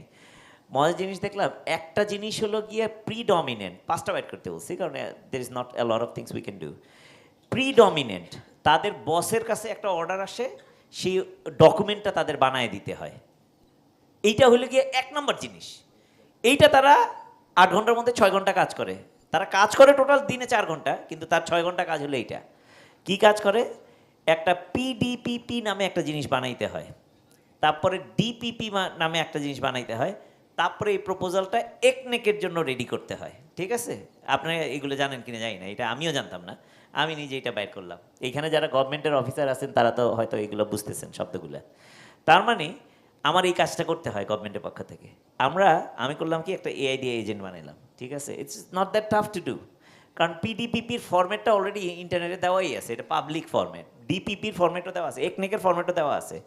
সো আমরা ওইখানে যেহেতু আপনার বোধহয় আমাদের স্টাইল দেখছেন, হ্যান্ডস অন ওয়ার্কশপ, তারাও বুঝেই নেয় জয়েন্ট সেক্রেটারি, এডিশন সেক্রেটারি, এরা হ্যান্ডস অন ওয়ার্কশপে অতটা তারা আসে সেমিনার করবে, ওইখানে তাদের একটা সাইন করবে, একটা ব্যাগ, ওই সেমিনারে সবসময় ব্যাগ থাকতে হবে, সেটা গ্রেট খাবার দাবার থাকতে হবে, সেটা অন্যান্য জিনিস। কিন্তু তারা আসার পরে তাদেরকে আমি বললাম যে আপনারা এক কাজ করেন, আপনাদের যাদের ল্যাপটপ নাই তারা কম্পিউটার বসেন, ফোনে বসেন, ফোনে বসার পরে আপনার প্রবলেমটা দেন। আই উইল টেল ইউ, ওই জায়গাতে আমরা একটা সেশন করলাম, ইট টুক 2 hours, it's not A all day session, 2 ঘন্টা আমাকে সময় দেওয়া হয়েছিল, 9টা থেকে 11টা। 2 ঘন্টাতে আমরা 70টা পিডিপিপি মানে কনসেপ্ট থেকে একনেক প্রপোজাল বের করলাম, 70টা। উনি বলছেন এই 70টা আমরা 1 বছরেও বাইর করি না। এক্স্যাক্টলি। এবং he was the secretary, senior secretary একটা রোল ছিল।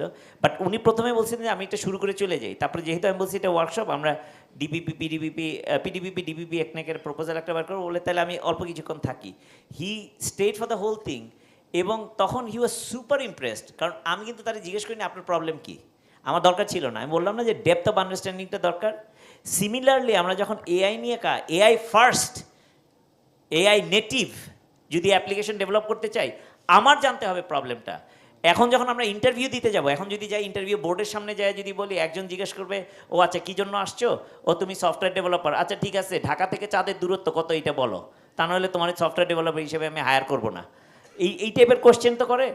আমি কিন্তু কিন্তু এটা চেঞ্জ হচ্ছে, এই জেনারেশন যে আসতেছে তারা কিন্তু এসে বলবে যে দেখেন আপনি স্কোয়ারে আছেন, আপনি ব্র্যাকে আছেন, আপনি ইউনিভার্সিটি অফ এশিয়া প্যাসিফিকে আছেন, আপনার এইসব 5টা প্রবলেম, এই 5টা প্রবলেম আমি এইভাবে আপনাকে সলভ করে দিব। এইটা কিন্তু যারা ইন্টারভিউ দিচ্ছে তাদের বলতে হবে, স্টার্টিং নাও তাদের কিন্তু এই জিনিসটা বলতে হবে, because you have all the ability to do that. এবং এটা বললেই then you become an AI first product person, AI native product person, কাজ আমি তো এআই দিয়েই এগুলো সব করে ফেললাম। মাহাদুজ্জামান অপু গল্পের 2.0 যেটা বলে নাই, ওই ভদ্রলোক তার নাম নিছে, এরপর ওই অফিসে ঢোকা বন্ধ করে দিছে, ওই অফিসে সে আর কোনোদিন যাইতে পারবে না। বাহ, এটা তো রেয়ার। ওকে, আমরা আমাদের এটার আমরা লাস্ট পর্যায়ে চলে এসেছি। আমার লাস্ট কোয়েশ্চেন হলো, এখানে আমাদের যেহেতু নন রেসিডেন্ট বাংলাদেশি আছে, সব অনেকেই বাইরে অনেক দিন থেকেছে, আমরা আমাদের এই মুভমেন্টের সাথে, আমরা যে এই যে রিসোর্স বানাতে চাচ্ছি, এটার সাথে আমরা নন রেসিডেন্ট বাংলাদেশিদেরকে কি করে এনগেজ করতে পারি সেটার ব্যাপারে যদি একটু বলা হইতো। তামিম ভাইকে দিয়ে শুরু করি, আমরা কিভাবে প্রবাসীদেরকে এটাতে এনগেজ করতে পারি?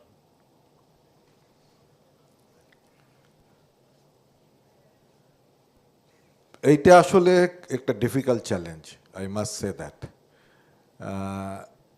We have done some integration with our experts, Bangladeshi experts who are living overseas.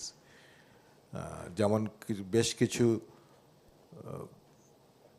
Mega প্রজেক্টে, লাস্ট রেজিমে মেগা প্রজেক্টে অ্যাকচুয়ালি মানে বাঙালি এক্সপার্টকে কনসালটেন্ট হিসাবে নিয়োগ করা হয়েছিল বাংলাদেশে। তো এই সরকারের আমলেও আমরা দেখেছি যে বেশ কিছু বাইরে কাজ করেন এমন বেশ কিছু লোকজনকে এনে আমাদের কাজে লাগানো হচ্ছে।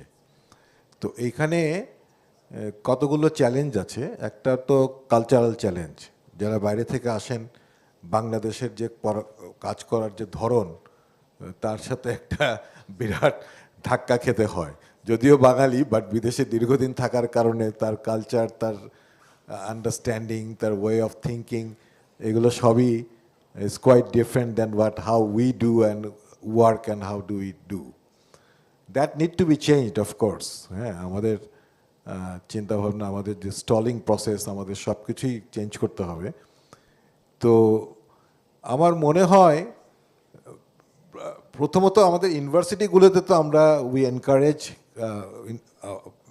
faculties coming from overseas and teaching for a semester or so at least, and if for a period of time, we'd welcome that. That is always there. But outside expertise, আমার মনে হয় there should be a database. There should be a database. I think there was an attempt of doing database যে কে কোন ফিল্ডে বিদেশে বাংলাদেশিরা কোথায় কাজ করছে। সবাই ফ্রিও থাকে না, যখন আমার দরকার তখন উনি যেখানে আছেন সেখানে হয়তো উনি আসতে পারছেন না, বাট অ্যাটলিস্ট রিটায়ার্ড পিপল যারা আছেন তাদেরকে আমরা ডেফিনেটলি আনতে পারি এবং তাদের অ্যাডভাইজারি রোল বা অ্যাক্টিভ রোলেও তাদেরকে রাখতে পারি। মাহদিজুজ্জামান অপু 1 মিনিট।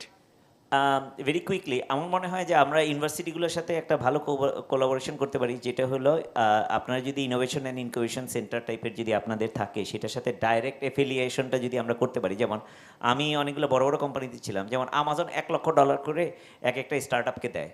আমি যখন আমাজনে ছিলাম, AWS ছিলাম, তখন কিন্তু আমি এখানকার প্রায় 8-10টা ইউনিভার্সিটির সাথে এনএসইউ, আপনি এখানে এনএসইউ সহ ড্যাফোডিল সহ এরকম 10টা ইউনিভার্সিটির সাথে আমরা কিন্তু এটা করছিলাম। তার মানে স্টার্ট আপ যদি শুরু হয়, কিন্তু বাংলাদেশের এখান থেকে দেখা যায় $10,000 বেশি স্পেন্ড করতে পারে না, সুতরাং ওইটা কমায় $10,000 করছে।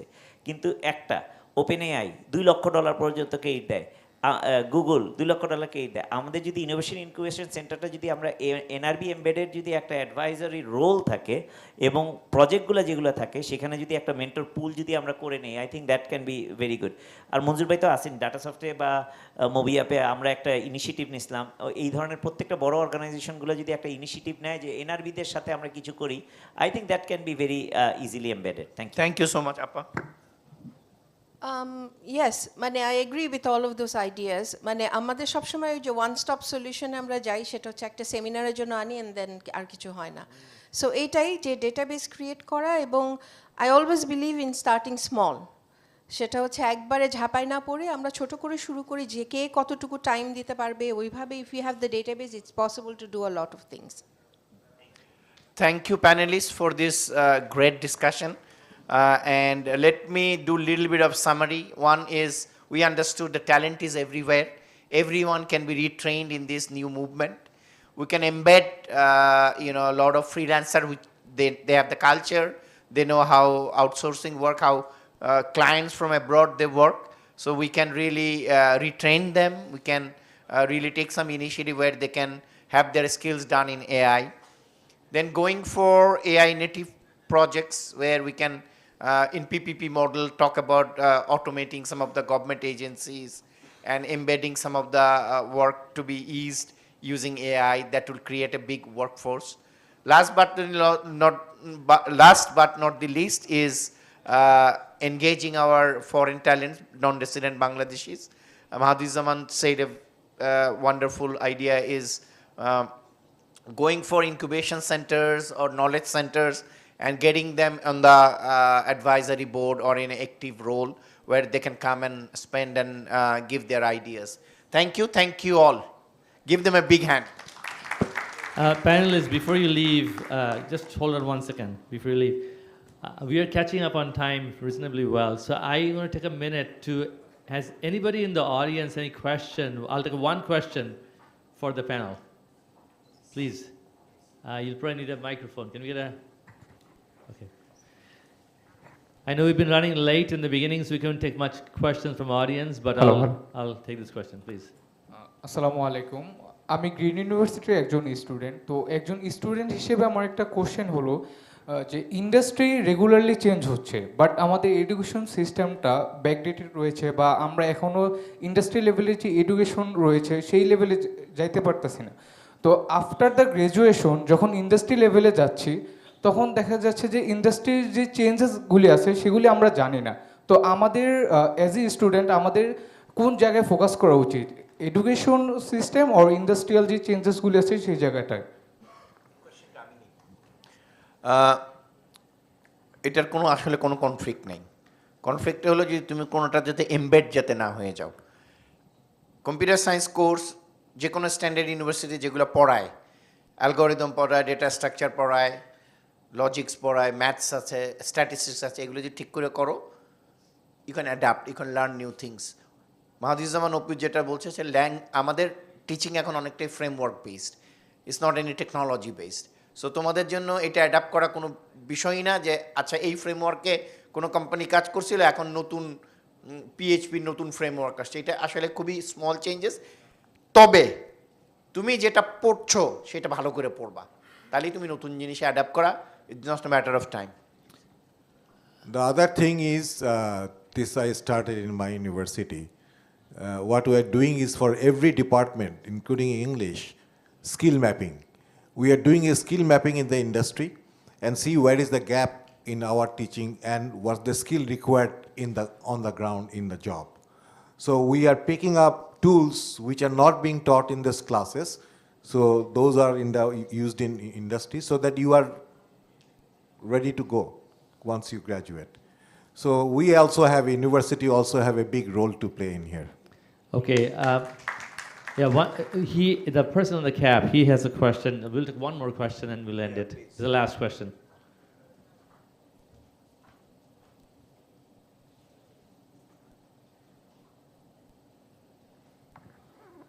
এভরিওয়ান, আসসালামু আলাইকুম।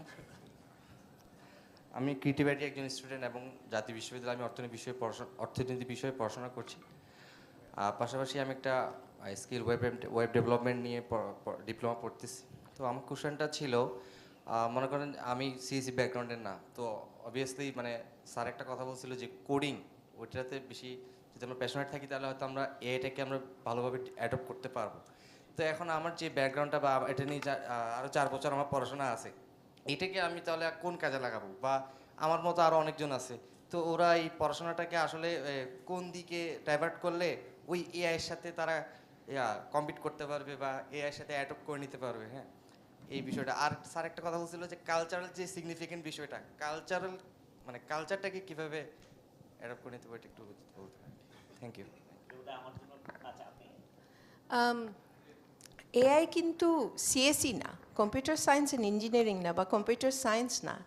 এআই ইজ ফর অল, তাই না? একটা ইমেল লেখার জন্য কিন্তু এআই ব্যবহার করা যায়। সো ইউ ডোন্ট, মানে তোমার ওটা চিন্তা করার দরকার নেই যে আমি ইকোনমিক্সে পড়লাম সেই জন্য এখন আমি এআই শিখছি, সেটা আমার খারাপ হবে। তোমার কিন্তু এক্সট্রা একটা এজ আছে, এক্সট্রা একটা কি বলবো, একটা এক্সট্রা মানে তোমার অন্যান্য বন্ধুদের চেয়ে তোমার কিন্তু একটা এক্সট্রা অ্যাডভান্টেজ আছে না? সো এটা চিন্তার কোনো বিষয় না। তুমি যেখানেই যাবা চাকরির জন্য লেটার অন, তুমি যদি দেখাও যে তুমি এক্সট্রা জিনিসটা করছো, ডেফিনেটলি তুমি আর মানে 100 জনের মধ্যে তুমি টপে থাকবা। সো এইটা চিন্তা করার কোনোই দরকার নাই। We are out of time. Maybe the next session. Please hold off. All right. I think we are going to hand over some token of appreciation. Manjur, if you would, please. Just hand over the gifts. দিতে আমি কালচারটা বলি। কালচারটা শেখার জন্য খুবই সহজ। তোমাদের যদি দরকার লাগে আমাদের সাথে যোগাযোগ করো, আমি তোমাদেরকে একদম শিখিয়ে দেব, প্রশ্ন এবং উত্তর সহ। All right. Thank you very much to the panel members. A big round of applause. এই দেশ কালচার দরকার নেই, দরকার agriculture. Thank you to Manjur Bhai for moderating the session.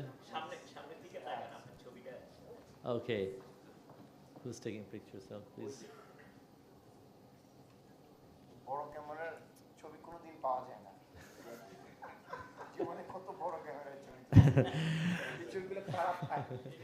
Thank you to all our panel members who participated.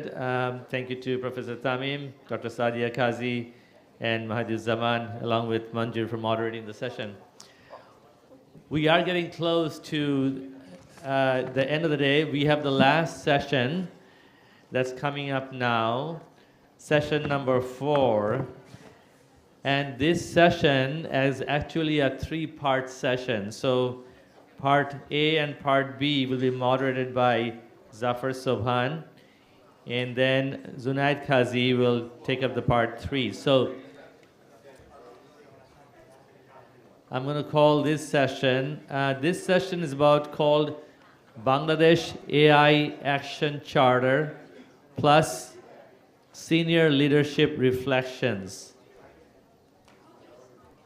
Okay, I see people are kind of talking and getting distracted, but we're going to get going.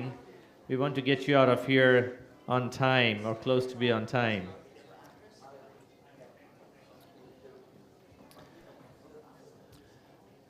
So a little bit about this session.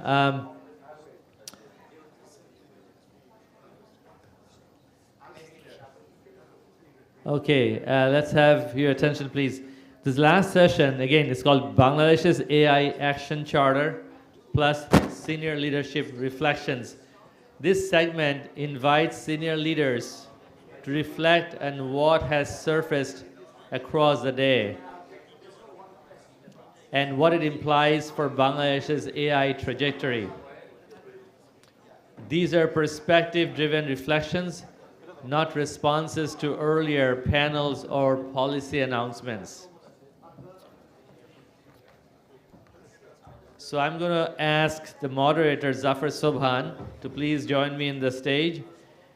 Zafar is a former editor of Dhaka Tribune, and he currently edits Counterpoint BD. He's currently the editor of Counterpoint BD. Zafar will introduce the other members. The other two speakers we have in this session is Dr. Arif Dola. Please join the session. He's the managing director of ACI, and he'll be sharing industry leadership views on scale, execution, and transformation. Unfortunately, Asif Saleh, who is the executive director of BRAC, is not able to join because of a personal conflict, but he has a recorded message that we'll be playing along the way when the right time is there. So with that, I will hand it over. So Zafar will actually moderate two sessions. The first session, which is the first one right here, the leadership reflection, but he'll also do a follow-up moderated session. So he'll do a back-to-back two sessions, A and B, and then I'll be calling Dr. Zunaid Kazi for the last session. So with that, Zafar Bhai, it's all yours. Thank you so much.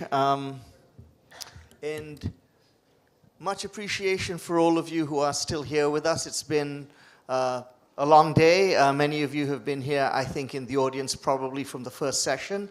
But as we've seen from the last session, it's been an incredibly rich conversation.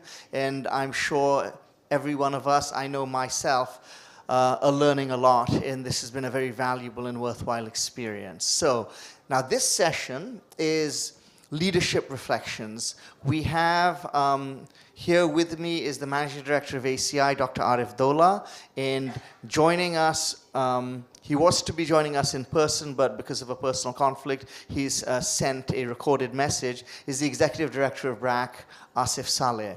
And what we're going to be hearing from them is really their reflections on artificial intelligence and what are the implications for Bangladesh, what are the risks, what are the opportunities, and where can we really take this conversation. Asif will focus really on the non-profit and NGO sector because, of course, BRAC is a major, I would actually say the major player in that field.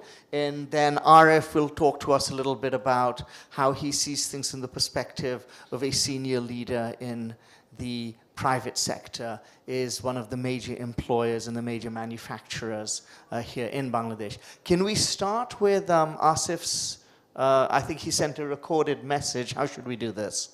If I could talk to the AV people, is it ready to go? Okay, cue Asif Saleh's recorded message.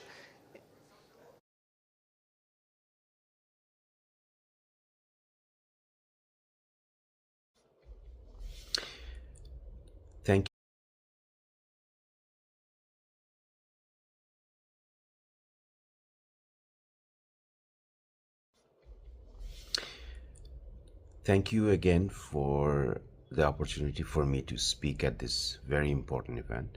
I'm deeply apologetic that I could not be there in person, but I want to share my experience in recording so that we can also stay involved in this process in some ways. I will start with a small example of my recent interaction with AI for Impact.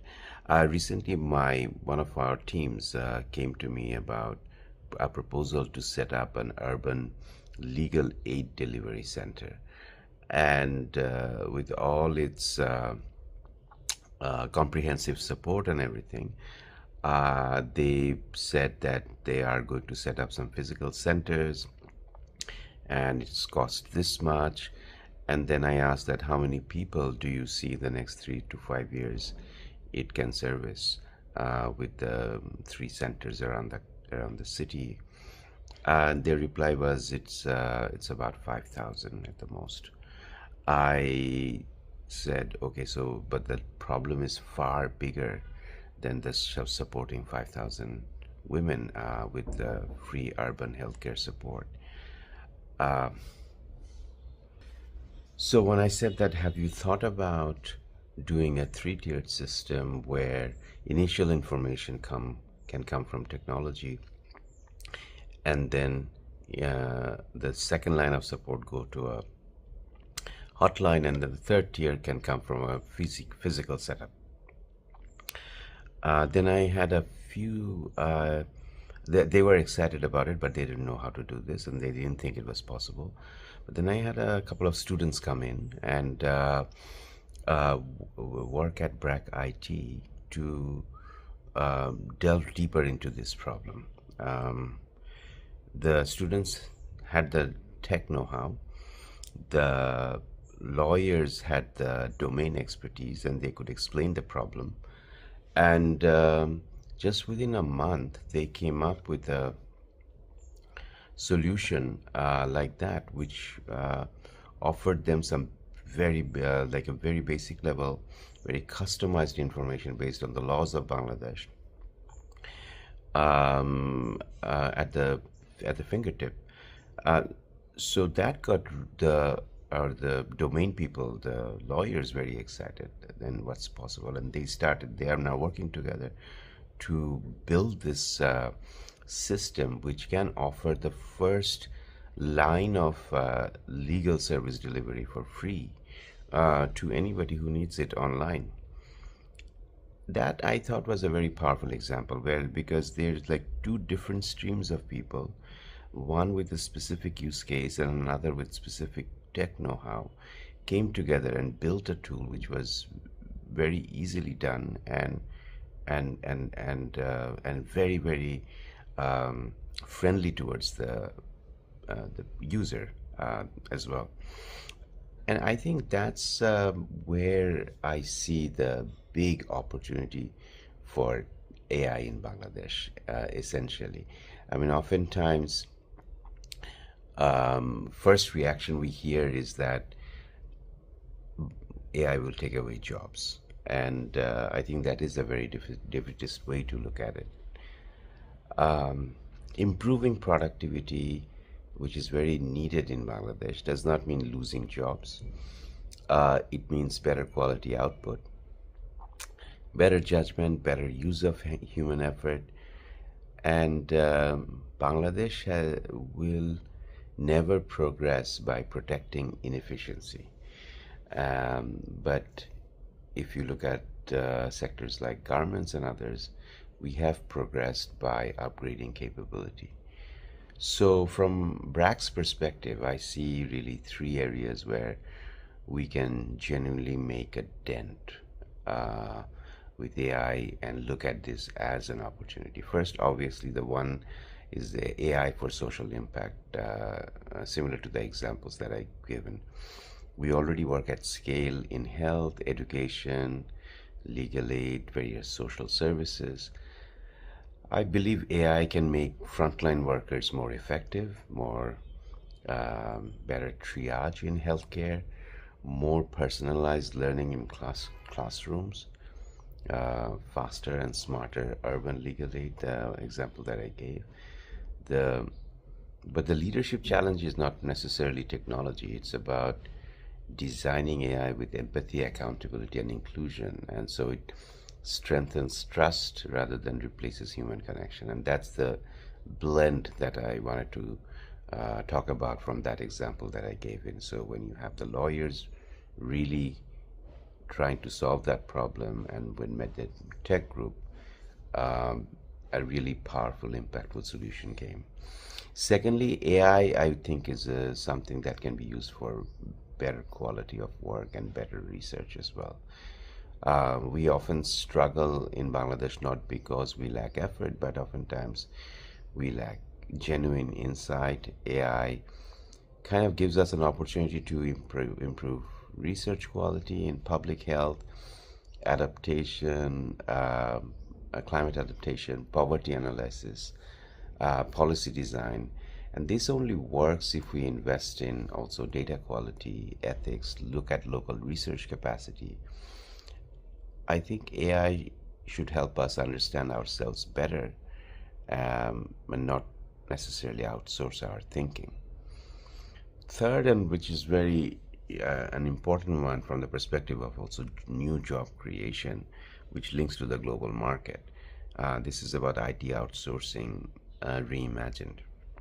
And I would like to wear my hat of as a BRAC IT chair, where we are looking at this very closely. And this is often where India comes to the conversation, and often in the wrong way. India builds its IT industry in a very different, winning through scale and labor arbitrage. AI kind of changes these rules. I mean, today it is not about how many people you deploy, but how few people with how much intelligence can deliver high quality outcomes. And I think this creates a real opening for Bangladesh. We do not need to replicate what India did in the past. We can position ourselves as a next generation outsourcing partner, learner teams, with faster iterations, deeper problems, solving capability, and stronger domain expertise. So if India's strength was scale, Bangladesh's opportunity can be precision. And here is an opportunity to leapfrog and compete at this scale. Let me close this by linking this back to today's event. I mean, firstly, congratulations to MillionX and the organizers of the Genesis AI conference for the convening a very serious, grounded conversation. The Bangladesh AI Action Charter matters because it signals intent, and that we want to shape AI deliberately and not react to it later. I would like to end with 3 quick suggestions. I mean, I would say that it's going to be very important to anchor AI in real problems and not abstract fears. We will need to build also institutional capability, not just startups. And this is where perhaps universities, and say BRAC University, can develop talent and applied research. And also from our side, BRAC IT can turn ideas into secure, scalable systems.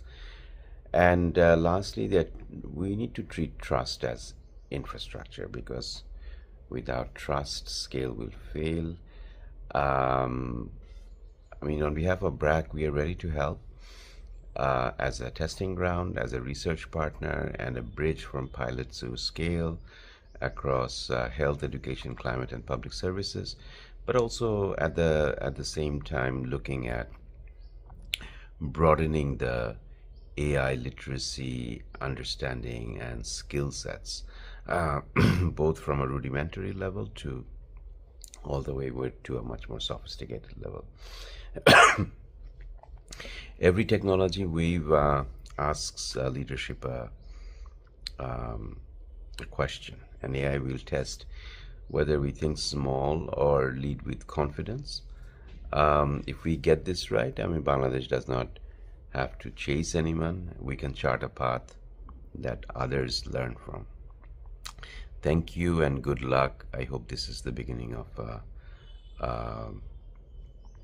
big wave and more deliberate, organized planning and engaging and essentially bringing everybody together in this journey. Thank you.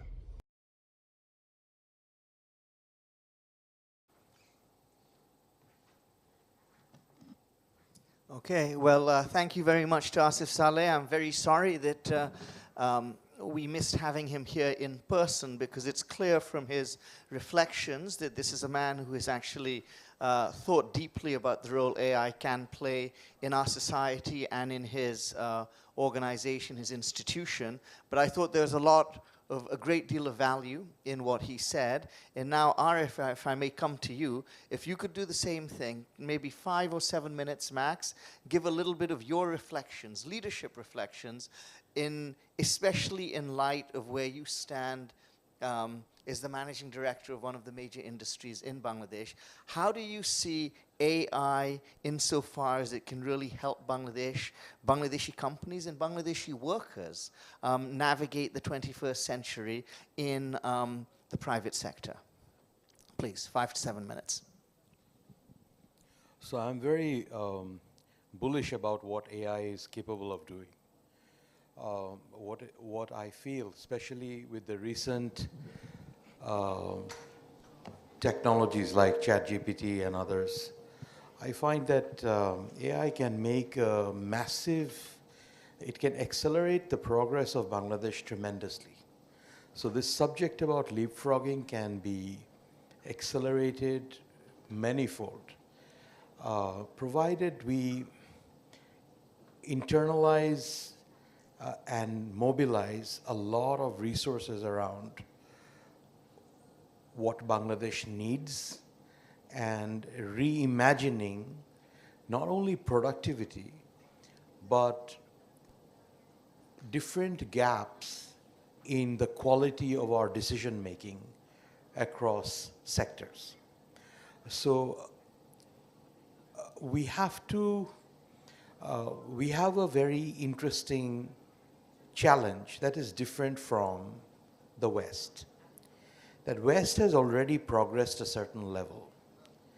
So we know that we are, to some extent, playing a catch-up game, and we have tremendous opportunity to leapfrog. So we know how, to a certain extent, the future looks like, not only for a few people, but for many, many people at different levels of development. So if we try to interpolate what is it that's holding people back in terms of learning, in terms of the different activities we do, if we ask some deeper questions like, what does Bangladesh do in a day, across sectors, across activities, and try to interpolate different human actions that are perhaps not taken optimally. What are the decision points across different professions or activities? And then, if we try to understand what extra information, technology, insight could improve the quality of that decision point. So look at it in a much bigger scale to improve the decision points, because actually what we do every day can be done a lot better, not just faster or more productively, but by acquiring information and learning of the surrounding neighborhood. So I think that, of course, AI can do many game-changing things like agentic AI and much more futuristic things, and that's going to come. But what's already there is huge. And that's a rapid adaptation to those capabilities, especially using our mobile phones as computing devices, creating small language models and edge computing and lightweight AI capabilities to improve the quality of decisions of Bangladeshis across a variety of sectors, from fishing, farming, agriculture, different types of agriculture, different kinds of crops, to delivering medicine, to making sure that people are optimizing routes, avoiding jams, altering timings, creating what you call instant policy decision alterations, micro optimizations. These are all possible now with simple apps. But we need to popularize them. We need to democratize decision making, make it clear what are the inefficiencies, and make sure these apps are made available to all in Bangla, in English, or in animated form so that they are easy to use. What I mean is that these decision points have to be analyzed by someone who says that, okay, these are the 5 important pieces of information that will improve the quality of this particular decision. And it doesn't need, that person doesn't need to know all of human history and how all the learnings of history has been able to improve that. It doesn't need a large language model. It just needs to know what people have done in that area across that neighborhood. Say maybe a fisherman in Rangpur knows about 30 other fishermen in Rangpur and how they have reacted to a particular situation. And then when he takes a decision, he incorporates all their experience, which is local in time and space. He doesn't need to mix up and mess up the model by incorporating all that happened in Lake Michigan. He's only interested in the lake that's in front of him and what other fishermen have done and where they have found the fish or where they have gone, which market they have gone. So a kind of local model. I'm giving a specific example. But the same goes with the mango orchard guy. Okay? Or the same goes with the person who is trying to decide which type of fertilizer goes with which type of seed based on the climate. So this multi-parameter optimization is now possible with these small AI apps that can be operating on simple mobile devices. Maybe incorporating some additional information like a picture. You upload a picture or you do this, that. But this we should not do and take 10 years to do this. We should try to do this at scale, massively. So this goes for also education. Sometimes a child is learning something and that requires maybe a particular problem that they need to solve. And it might require 3 important concepts which will allow them enough clarity to be able to put in some effort and solve a particular problem. Now, through intermediate automated questionnaires across the K-12 curriculum, we can identify which concept is preventing that person from understanding this particular problem. There is in scientific computing, in order to test the quality of an algorithm, you have to test it across a variety of data sets to see how it performs. And then those same data sets are used by another person who has come up with another algorithm. It's a way of benchmarking how it performs across different algorithms from the same well-known problematic data sets. Similarly, the number of concepts that a person who is grade 12 or graduating HSC or SSC needs to know well is finite. It might be 500 concepts or so. Now, there are many reasons why people fail to understand those concepts and as a result cannot solve higher level problems. So we need to understand what kind of conceptual framework will allow people to understand those concepts. And because it's finite, we can also backward link that in order to understand these 500 concepts, you need to know these other set of concepts. And ultimately, they are not that many. They are actually not that many. But if they learn those few things well, they can combine them and create those 500 concepts that will make them ready. But there is no clarity on that, and the pace of learning is significantly slowed down. Sometimes people are trying to learn something and learning a lot, repeating and gaining proficiency on several subjects, but actually they only needed to know one extra piece. Now, how would that happen? It would happen when they take a small test, and it's a test designed to identify your weaknesses. Okay, you are not being able to solve this problem because you know most of it, but you don't know this little piece. You don't know this trigonometric identity, or you don't know this particular concept in physics.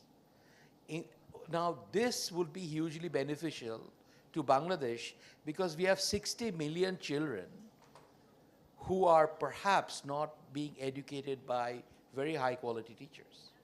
It would also help us to identify talent. So I think artificial intelligence is a fantastic blessing for a country like Bangladesh, because we simply don't have the capacity or the ability to do those things that our mind can imagine. We are seriously deprived of all that support. We are seriously deprived of a primary school teacher who would be able to understand the nuances of why the child is not being able to understand certain areas of arithmetic. Not only because they only are teaching it at a basic level, but they don't have the time or the energy to handle so many students at scale. What AI allows us to do is to optimize and personalize at scale. And this is a massive blessing. So I find that we have these tremendous opportunity before us, but somehow we have a lot of inertia and very low speed in terms of accessing this amazing opportunity that lies before us. And it's already there. It's not like they have to be discovered and we need it. So I find it's an adoption problem and also a perspective problem, because a lot of times people are not realizing how quickly we can give birth to a new Bangladesh through artificial intelligence. That's my perspective. Super. Thank you so much, Arif. Now, thank you. I'm going to switch up a little because I think the original plan was for me to speak for 5 or 7 minutes, and then we'd move to the next part of this this program. But since it's only me and you on stage here, Arif, and I'm not going to get a chance to ask Asif questions, I thought let's switch it up and let me ask you a few questions. Then I'll finish with my own reflections, which will be 3 to 5 minutes, and then pass it over to Zaned Pai.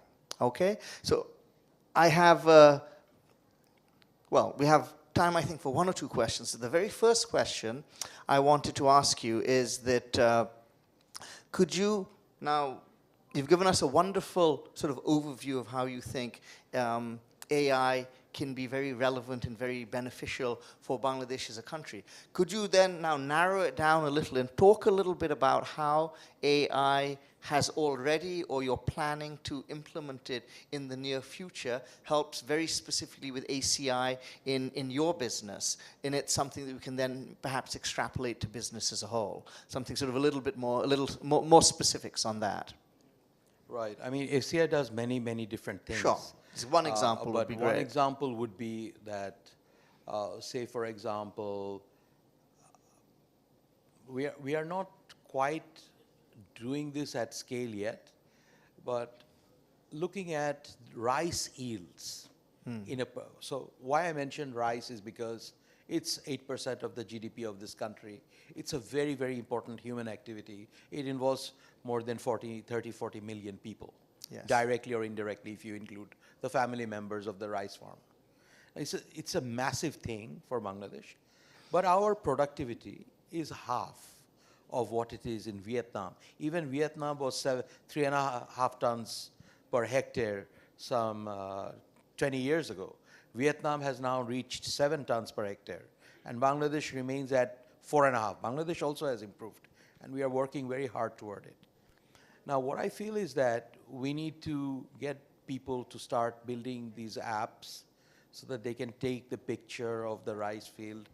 find out who is going to be able to bring the right solution at the lowest cost, bring in and incorporate weather data and satellite data, all of which are available, and improve the output of rice for every farmer. And know where they are, find a way to contact them, and help them and suggest them, so that at least we produce rice either from the 90 million hectares of land, or we produce rice to the point where we can export it, or we free up land where we can make other crops. But we should not have to use this much resource when we can use half the amount of resource.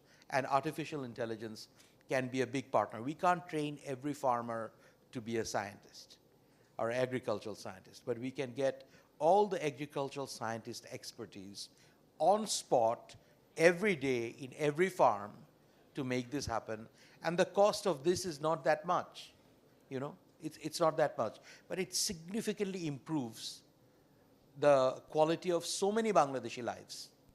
Okay, so that we can then start saying that, okay, we are importing so much oil, you know, and our dollars are scarce.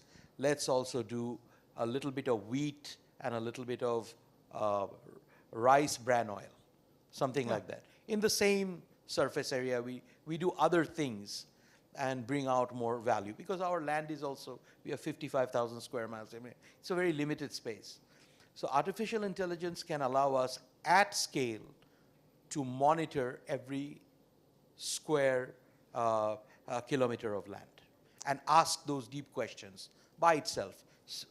So it will have to ask these 55,000 questions, or it can go farm by farm. We map it out and let the AI engine work 24/7 for the farmer. Good. Thank you so much. That is a very concrete example of how this can help. And as you said, it's 8% of our GDP, 40 million people directly or indirectly impacted. And in fact, you could say 180 million people in the final analysis, because, you know, we all eat rice. And as you say, if land is freed up, that's land we can use elsewhere. So this is a very concrete example, which I think is very helpful to our audience. My second and last question to you is, of course, the elephant in the room for all of these kinds of initiatives. We're sitting here, this is fundamentally a private initiative. Now, the question is, the biggest problem we have always faced in Bangladesh really is the government. I think there's no shortage of genius in this country. There's no shortage of innovation. There's no shortage of innovative ideas. But we always have, we reach a certain kind of limitation or constraint when it comes to governance. So now my question is, how important is it for the government to embrace this vision, which is being put forth by the MillionX initiative? Or is the great advantage of artificial intelligence that for the first time we are being given a tool which will then free us largely of the constraining factors which government plays in the role of every Bangladeshi, and that one of the great advantages of AI is that we can actually do things despite government inattention and government inactivity. What are your thoughts on that? There are areas where government should be involved in terms of making things safer, ethical, regulations and other things. But AI is a very powerful technology. What it does is it makes each one of you 10 to 100 times more powerful than you were even 3 years ago. But you have to realize it. You have to realize how it makes you more powerful. You can ask any question, but you have to then learn to ask questions. You have to know where your boundaries are. I think in the previous panel I heard a question where there was an issue where they were discussing that actually the person is disinterested. Actually, we don't, you go to an office and they think everything is fine. It's because we are not aware of what is possible or where our boundaries are. So this new generation of Bangladeshis, if they just convert their challenges and frustration into a more open setting and ask themselves, what are the 10 or 20 different ways I can improve, and use ChatGPT to work on each subject and say, give me 10 concrete actions in each of these areas. So I want to be better at human-computer interaction. Give me 10 suggestions. Right now, you will get very, very customized suggestions in 10 different things that you want to upgrade within yourself. And if you know a little bit of prompt engineering, or if you try to give the computer a little more context, it's going to tell you, give you for 10 areas, a 100-point plan of how to improve. And if within 1 year, you make even a small subset of improvements, so you have all these improvement areas, but you have to ask yourself, what are the 10 things where you want to get better? Simple question. Then every Bangladeshi now, without any teacher, without any support, can ask this question, get a recommendation, and even ask that what books or what ideas, what articles I should read, and the articles are available in Google. So when we say that we are limited, it's actually something that we have not thought carefully about. So it's a self-imposed limitation. It's a self-imposed limitation, and we don't realize that we are in a limitless world. We cannot complain about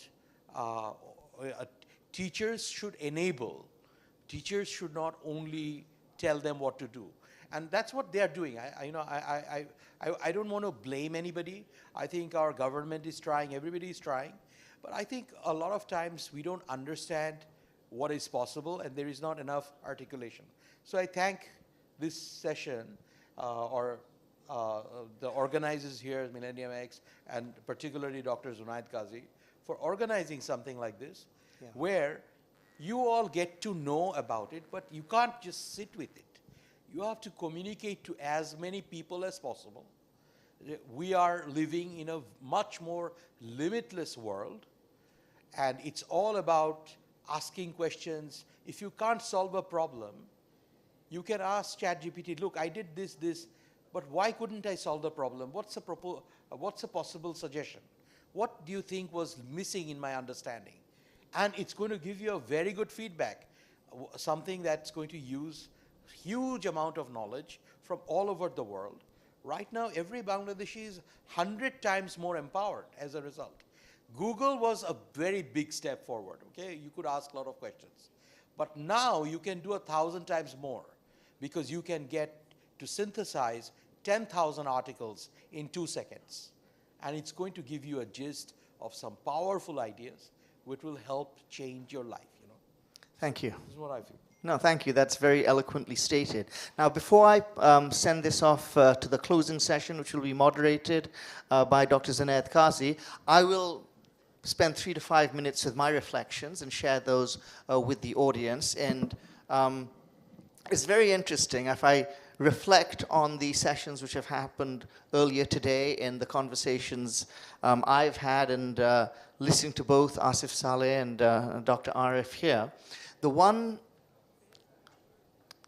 word, there are a couple of words which come back again and again. I feel for a country like Bangladesh, the biggest challenge we have always faced over the last 54 years is the challenge of scale.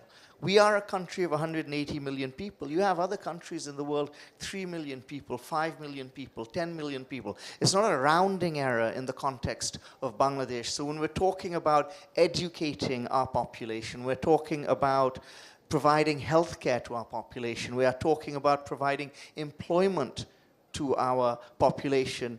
All of these initiatives, and there have been many great initiatives which have been put forth by various individuals, various sectors, various industries, various organizations, they all need to be scaled.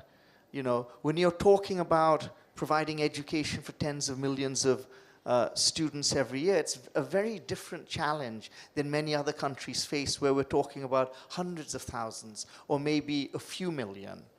And the second word which I've heard a lot throughout this day, and both Asif and Arif also mentioned it, is leapfrogging.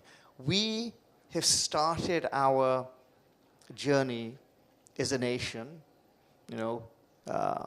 after we attained our liberation, is a very impoverished, underdeveloped, frankly, many ways backward country. You had 80% of the people, well, the population were illiterate.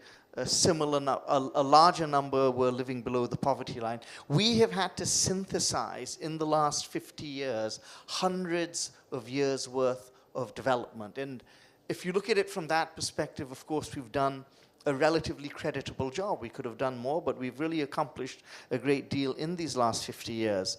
And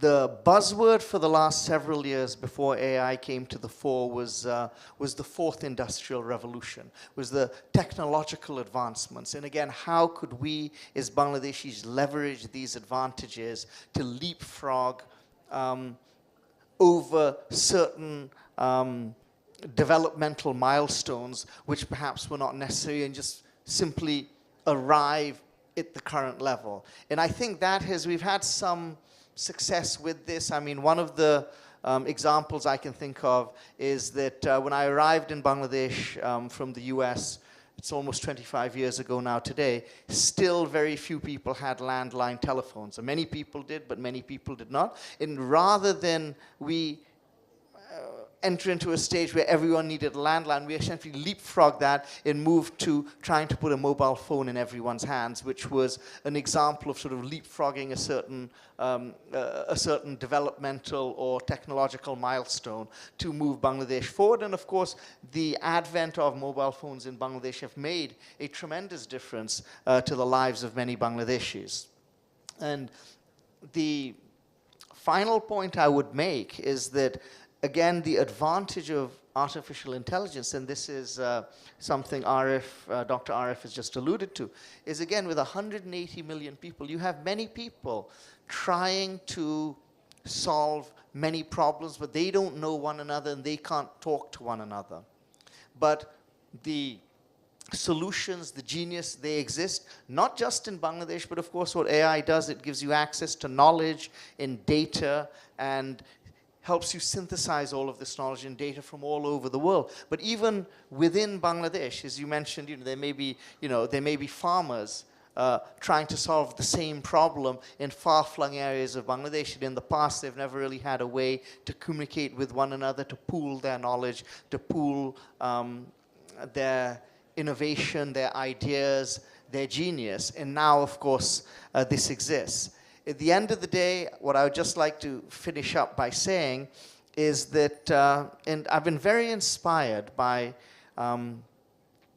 this initiative. I've been very inspired by what I've heard today. And I think this is such an important conversation to have because, and this is getting back to your point, Arif, is that what Bangladeshis need to understand is that actually our abilities and our opportunities are limitless. And what AI does is it puts that tool in our hands to make us masters of our own destiny in a way which was perhaps not possible. I've always thought that if you look at the sociological history of Bangladesh starting from 1972, this is a formulation I came up with. Initially, if you look at the government in place from 72 onwards, you look at the mindset, people initially first looked to government to solve their problems. Then, a decade later, people, especially ordinary people in Bangladesh, the underprivileged, they were really looking for NGOs, the non-government sector, to solve their problems. Finally, fast forward to the last few decades, and Bangladeshis have figured out, if I need to solve my problems, I need to solve them myself. The only person who can solve these problems is me. And I think once we move to that, call it entrepreneurial, call it more individualistic mindset, then of course you saw the growth and development of Bangladesh. But of course the hurdle which Bangladeshis faced at this point was, while they knew that the only people who could solve their own problems were themselves, they did not necessarily have the tools or the wherewithal to solve their own problems. They had the mindset, but not the tools. What AI does is it puts these tools in the hands of every Bangladeshi. It marries the mindset, which was always there, with the capability. And I think that being the case, I'm very bullish. I am very confident. I'm very optimistic about the coming decades. I feel that initiatives such as this can really help move us in the right direction. And the message we need to give out to all Bangladeshis is that these opportunities now are limitless, and they exist in a manner in which perhaps they didn't exist a decade and certainly several decades ago. But they do exist now, and the future is ours. We just have to get there and take it. So thank you very much, and I'm going to pass this along to Dr. Zunaid Qazi for the final reflections. Okay? Okay, good. Should we sit here? We could come down. Okay, good. Thank you again, RF. That was great. Thank you, Zafar Sobhan, for moderating the session, and thank you, Dr. Arif, to be with us here to give your insights. We are at the last session, pretty much at this point, the last part of the last session, the closing session, and Dr. Zunaid Qazi will moderate that session. And basically, in this session, the final segment marks a shift from discussion to ownership. MillionX responds to the themes that emerged across the day and outlines how the conversation will continue beyond the conference, including how the action charter framework will be taken forward. This is not a summary of the day, but a commitment to next steps. Dr. Zunaid Qazi is not only a good friend of mine, we are same batch at Notre Dame College, go back a long time. He believes he might be the first AI PhD from Bangladesh. We haven't got a controversy around that yet. And Zunaid will be moderating this session, and he'll introduce any speakers that will come over here. So with that, Zunaid, please come on.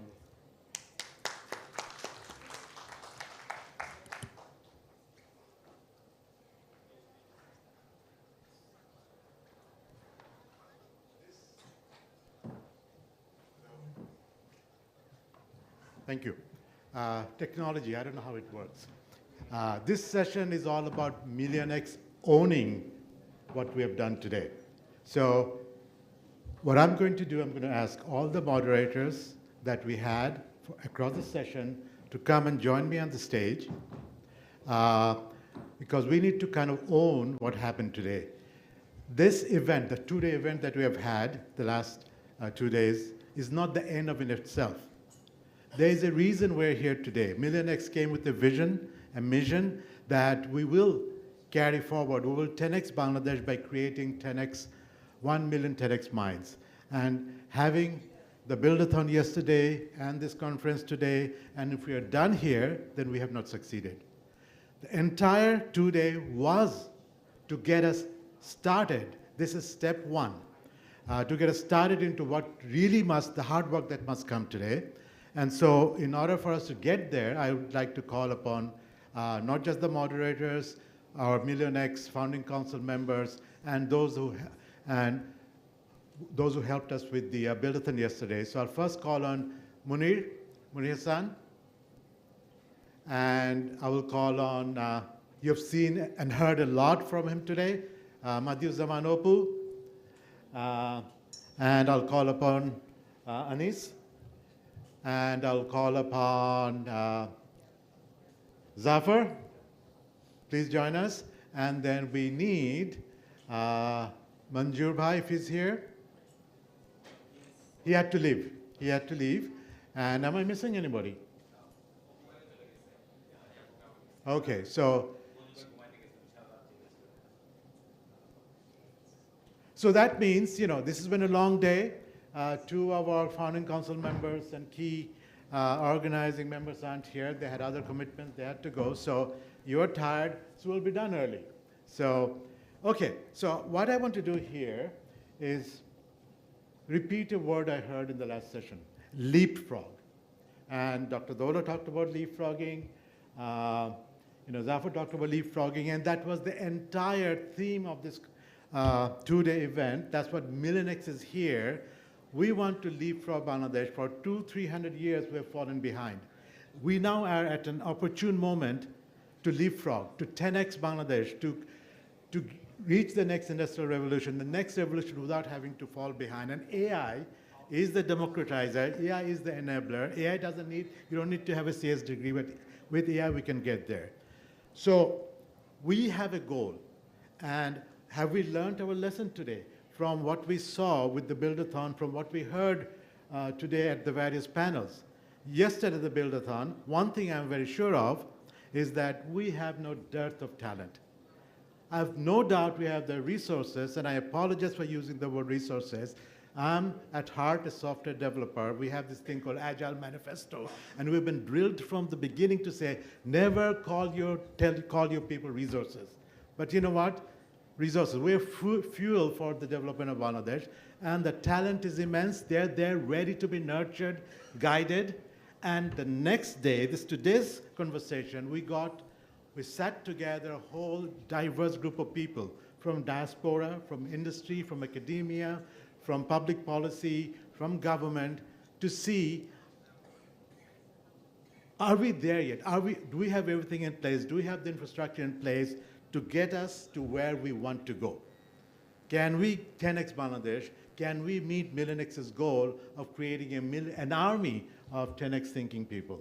So what I'm going to do, I'm going to ask each of these moderators present here to kind of not summarize what you saw, more or less give us problems and challenges we, MillionX, must overcome to succeed tomorrow, the day after, or the 100 days from today.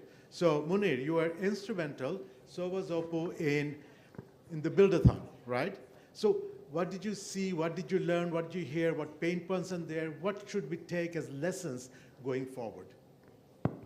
Thank you আমি একটু বাংলায় বলি আচ্ছা কয়েকটা জিনিস আমরা গতকাল খেয়াল করছি একটা হচ্ছে যেমন আজকে আপনারা সকালে দেখছেন যে আমরা একটা ক্লাস 7-এর একটা মেয়েকে দেখছি যে কালকে পুরস্কার পেয়েছে এটা কিন্তু আমরা অনেক দিন ধরে দেখছি যে আমাদের ইয়াং ট্যালেন্টরা কিন্তু অনেক ভালো করে হ্যাঁ কিন্তু তারপর যখন তারা উপরের দিকে উঠতে থাকে তখন আর তাদের ট্যালেন্ট থাকে না বিশেষ করে ইউনিভার্সিটিতে যায় তারপর ইউনিভার্সিটি থেকে বের হওয়ার পরে তখন মনে হয় যে না অনেক কিছু করে ফেলছি করতে হয় এখানে আমাদের একটা বড় কাজ করতে হবে বলে আমার ধারণা কালকে আমি যেটা দেখছি সেটা হচ্ছে ওরা শিখতে চায় হ্যাঁ মানে শেখার চেষ্টা করে একটা ধারণা নিয়ে কাজ করে এবং যে যেমন কালকে একটা টিম আমি দেখলাম সারা রাত জার্নি করে আসছে আবার সারা রাত জার্নি করে চলে গেছে ও এনার্জিটা আছে কিন্তু আমরা ওদেরকে গাইড করতে পারতেছি না এটা গতকাল আমার খুব মনে হয়েছে যে এটা আমাদের একটা বড় টেকওয়ে যে আমরা এদেরকে কিভাবে চ্যানেল আপ করবো মানে ওদেরকে কিভাবে লাইন আপ করবো কিভাবে ওরা গতকালে থেমে যাবে না মানে 5টা টিমকে তো আমরা বাছাই করলাম বাকি 20টা টিম বাকি 62টা টিম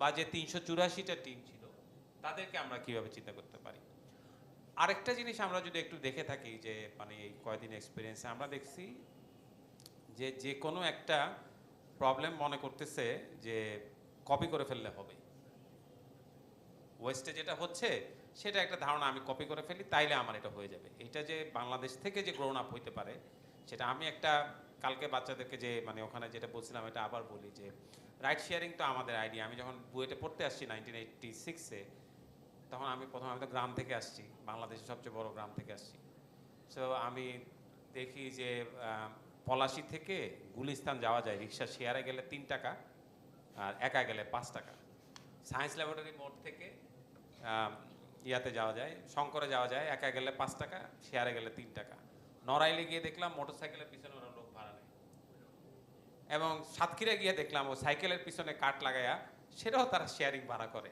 এই সব শেয়ারিং ভাড়া করার পরে উবার কিন্তু আমরা বানাইতে পারি নাই কারণ আমরা ডট জোড়া দিতে শিখি নাই কোথাও না কোথাও আমরা মনে করতেছি এগুলো গ্রান্টেড এটার পিছনে যে একটু চিন্তা করতে হবে সেটাও আমরা ভাবি না আমি যেমন খুব মানে নিজের ধন্যবাদ দেই যে 1986-এ আমাদের অ্যাপ ছিল না তাইলে আমরা যে একটা বড় প্রবলেম সলভ করছি যে রোজার মাসে তারাবি নামাজ সুরাতরা এই তারাবির যে একটা প্রবলেম প্রথম 6 দিন 9 পারা এবং পরে 21 দিনে এটা কিন্তু আমরা সলভ করতে পারতাম না আমরা সব বলতাম একটা অ্যাপ বানাবো সেই অ্যাপে এন্ট্রি দিব এটা মানে খুব সহজভাবে চিন্তা করাটা এটা সামহাও আমাদের সোসাইটি থেকে চলে গেছে এটা কালকে আমার মনে হয়েছে সবাই খুব কঠিন কঠিন জিনিস চিন্তা করতেছে কঠিন চিন্তা না তো আমার একজন প্রেগনেন্ট মহিলাকে মনে করাই দিতে হবে যে তোমার 5টা টিকা নিতে হবে তার টাইমটা মনে করে দিলে হবে তারে দিয়ে বলা যে তোমার একটা চার্ট বানাও তোমার এটা বলার দরকার নাই আমার কাছে ডাটাটা থাকবে আমি তারে বলে দিব যে তোমার আজকে টিকা নিতে হবে আজকে সকালে তুমি এটা করছো কিনা এবং আমি একটা অ্যাপ দেখেও আসছি ইয়াতে খুলনাতে ওনারা ওই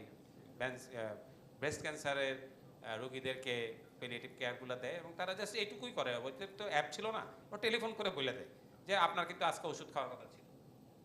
এই জায়গার থেকে আমার মনে হয় যে আমরা একটু সরে যাচ্ছি। কালকে আমার এটা মনে হলো যে আমরা মনে করতেছি যে টেকনোলজি ফার্স্ট, প্রবলেম না। আমি আগে টেকনোলজিটা চিন্তা করেছি কোথায় আমি এআই প্রয়োগ করবো, তারপর সেখানে প্রবলেম খুঁজবো। উল্টাটা হয়তো আমাদেরকে এই জায়গাটার মধ্যে একটা কাজ, এই গতকালের ক্ষেত্রে আমি দুইটা জায়গা নিতে বলি। একটা হচ্ছে আমাদের ছেলেমেয়েরা যারা চিন্তা করতেছে ইউনিভার্সিটিতে, ইউনিভার্সিটির বাইরে, তাদেরকে আরেকটু গাইড করা আর ওদেরকে ফার্স্ট প্রিন্সিপালে নিয়ে যাওয়া যে তুমি প্রবলেম থেকে শুরু করো, সলিউশন থেকে না। যে একটা বাইরে থেকে সলিউশন, যে জুনায়েদ ভাই তো এটা করে আসছে, তাহলে আমি এটা বাংলাদেশে প্রয়োগ করে দিই। ওইটা কোথায় প্রয়োগ করবো এটা না ভেবে কোনো একটা প্রবলেম নিয়ে সেটাকে যদি আমি সলভ করার জন্য ওকে আগাই দিতে পারি, তাইলে আমাদের জন্য কাজটা সহজ হবে। Thank you. Anis, you have a big response. Your shoulder has to be large because you're playing proxy, not just for yourself, but for Opu who isn't here and Manju who isn't here. So you're kind of bringing the day lessons from the opening session and the two very critical sessions we had, the second and the third one. Don't summarize. Again, do not summarize. Tell us what might be our problems be to actually achieve our goals. What are the difficulties?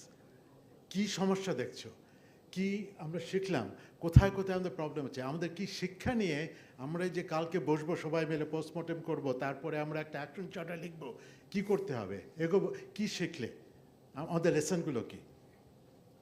Thank you Junaid. First of all আমি কালকেও BdOSN ছিলাম, যেটা মনে কথা বললো। So clearly ট্যালেন্টের অভাব নাই, clearly effort and ডেডিকেশনের অভাব নাই।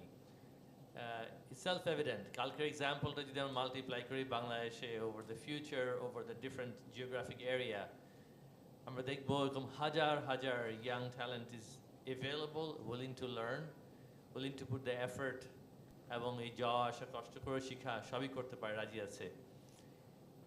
আমাদের মনে হয় আজকের পরে যখন আমরা চিন্তা করবো যে what do we do next step, Zunay's question, what did we learn and what are our hurdles? Clearly, আমার মনে হয় যে the ecosystem development will be very important for us. An ecosystem বলতে getting the government, the academia, and the industry together. Working together, working collaboratively, working as fast as possible in synergistic manner, not pointing fingers, not holding each other back, but working with the sole purpose of transforming Bangladesh forward. এটা আমি যখন কথা বলছিলাম পরে, General Bari was reflecting on the same thing as well too, is how do we make the three areas come together and work efficiently? How do we make sure that we have the guidance and the coaching, to Munir's point, to take this group of young talent forward, where they're not facing constant challenge of not being able to fund their ideas or somebody to mentor them going forward. Because it's not only about technology, it's also about how do you create a business, how do you create a startup to a real revenue generating business. There's a lot more than just technology. আমরা যদি ওই ধরনের initiative কাজ করতে পারি, and then how do you do that in scale? Because ছোটখাটো impact, today and yesterday was a launch event for us. It's an initial impact, but how do we multiply it across the country, across the population in a fast and efficient manner to create the scale? How do we identify those 10x minds? How do we generate those 10x minds? How do we write the right curriculum? Or what are we going to teach? What are we going to mentor and coach? So that it's making a real life difference, not just theory, something that the panel earlier talked about is skills that are actually functional, can be used in day one. How do we create that environment? আমরা যদি এগুলো করতে পারি Zunaid, and bring it together as fast as possible, where we still have the momentum and continue that, I think that'll make a huge impact going forward. Thank you, Anis. Zafar, your thoughts. You brought up the rear. Okay, yes, an unenviable position.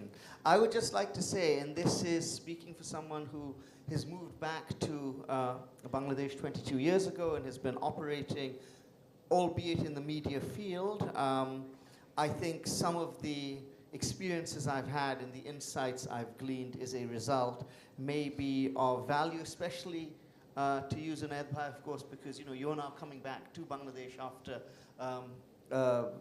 time outside. And I think the biggest challenge we're going to face here is how do we operate? Because as has been mentioned earlier, there's no shortage of talent in Bangladesh. And there's no shortage of great and very powerful, very innovative, very creative young minds. How do we then create this space for them so that they can really use AI as that force multiplier Bangladesh needs to move up to the next level? And here, and this is a question I put to Dr. Arif in our earlier session, is we have to sort of make a decision, because the challenge is, where are we going to stand in relation to the government? Will we be able to bring the government on board?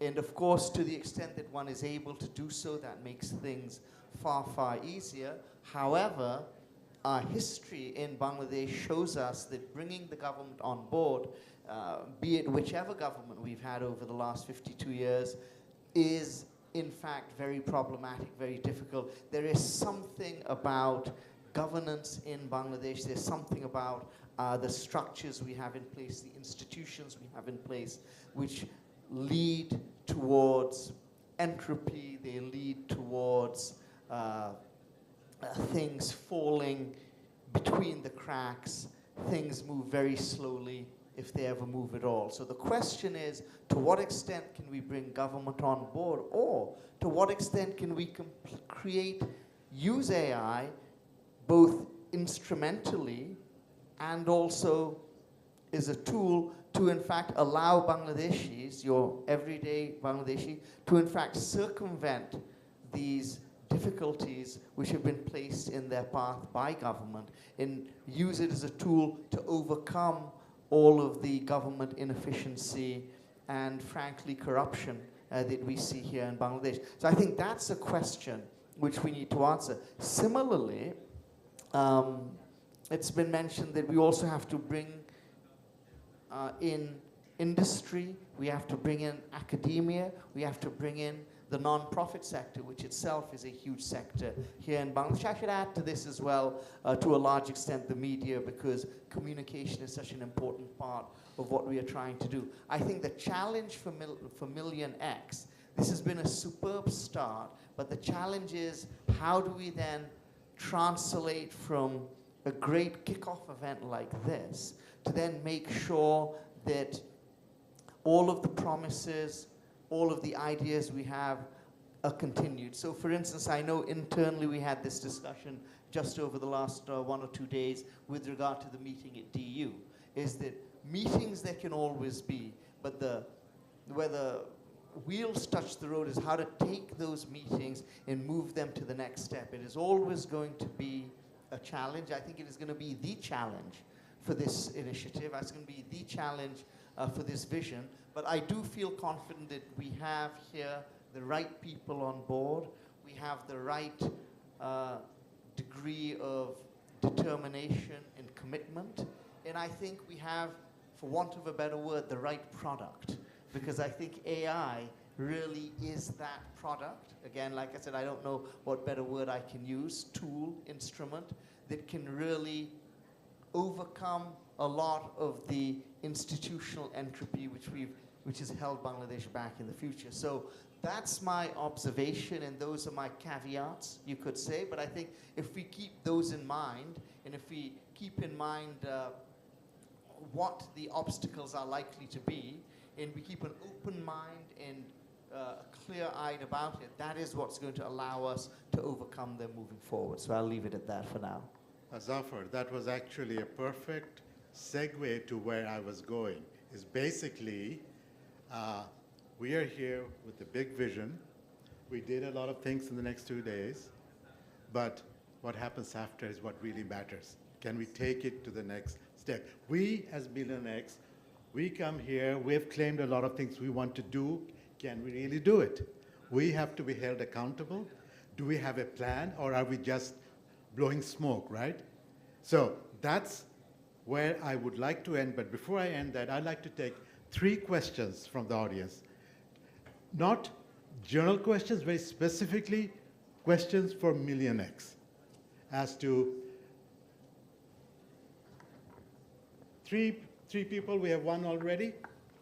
And then I hope I should be able to conclude right on the dot at 4:30, unless my watch is slow or fast.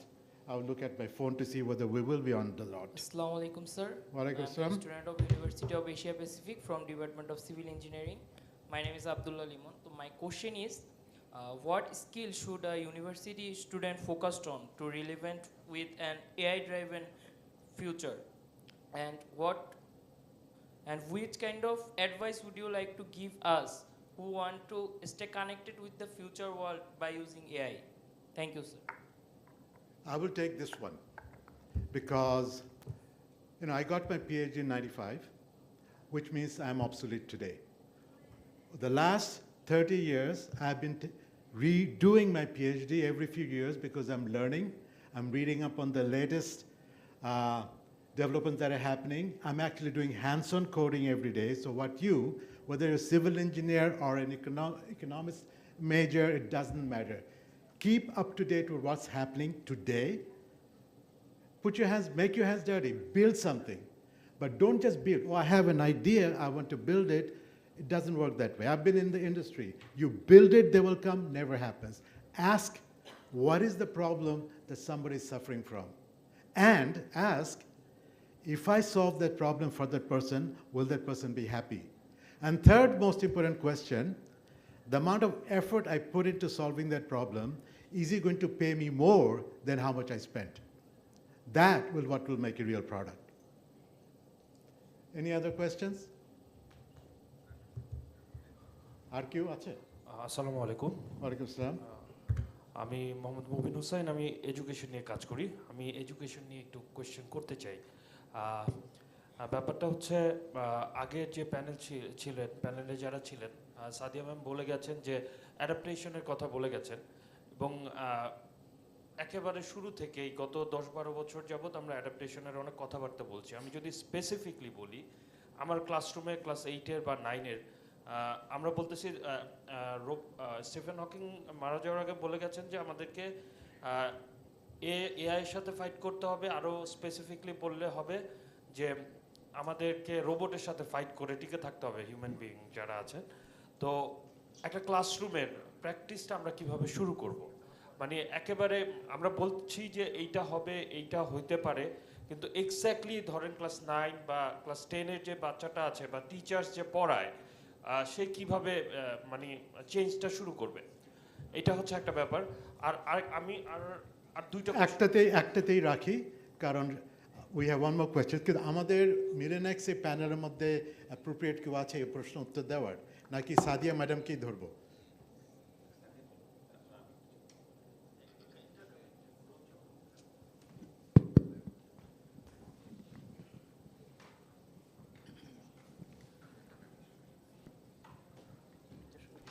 Very good question. যদিও আমি university লেভেলে আছে, তারপরও I think অ্যাডাপ্টেশনটা আমি ওই সেন্সে বলেছি, কিন্তু আসলে অ্যাডাপ্টেশন সব জায়গায় করতে হবে। কোয়েশ্চেনটা ছিল যে ক্লাস 9, 10, 7, 8-এর বাচ্চারা কীভাবে অ্যাডাপ্ট করবে।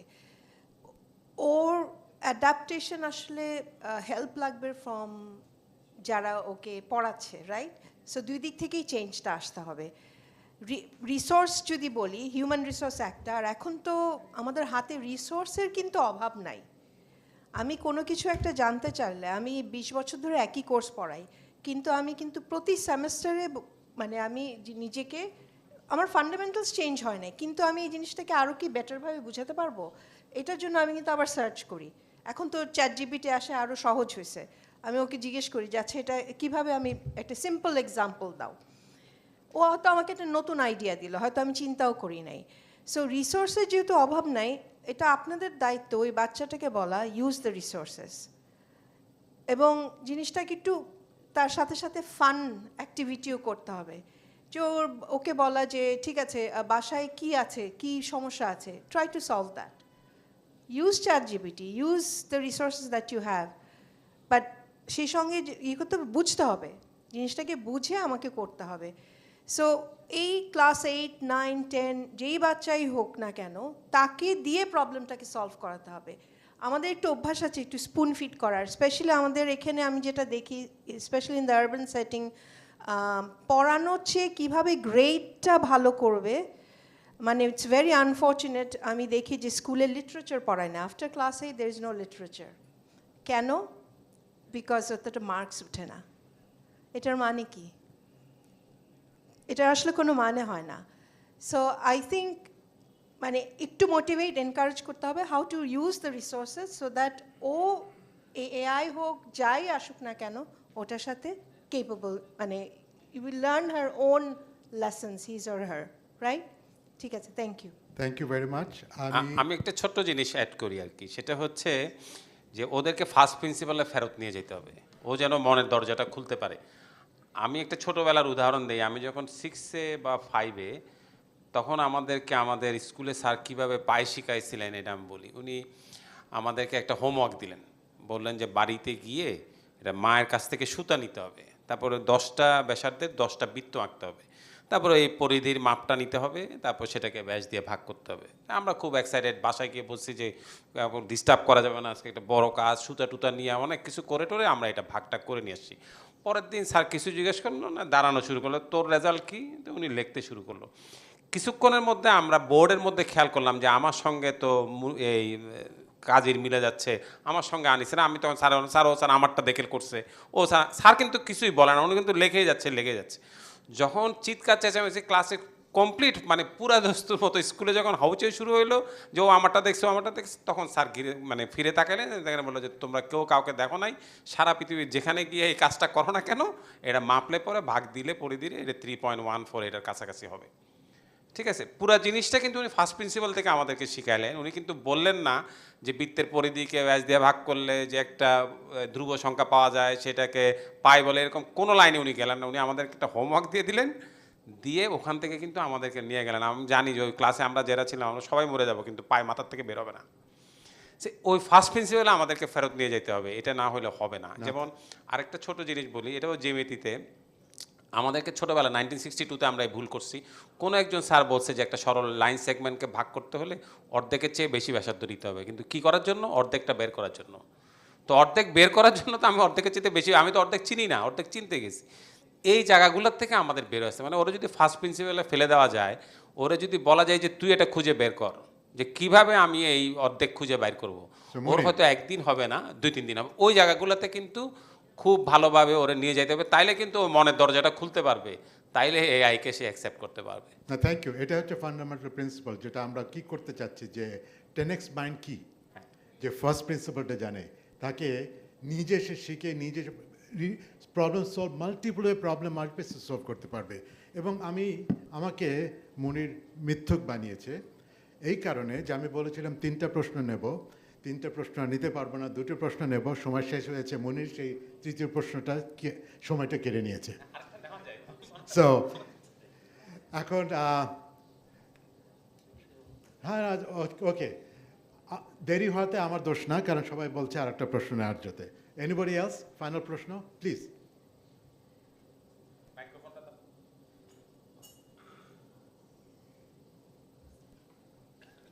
আমি যখন টিচার ছিলাম খুব কঠিনভাবে ডিসিপ্লিন মেনটেন করতাম ক্লাসে।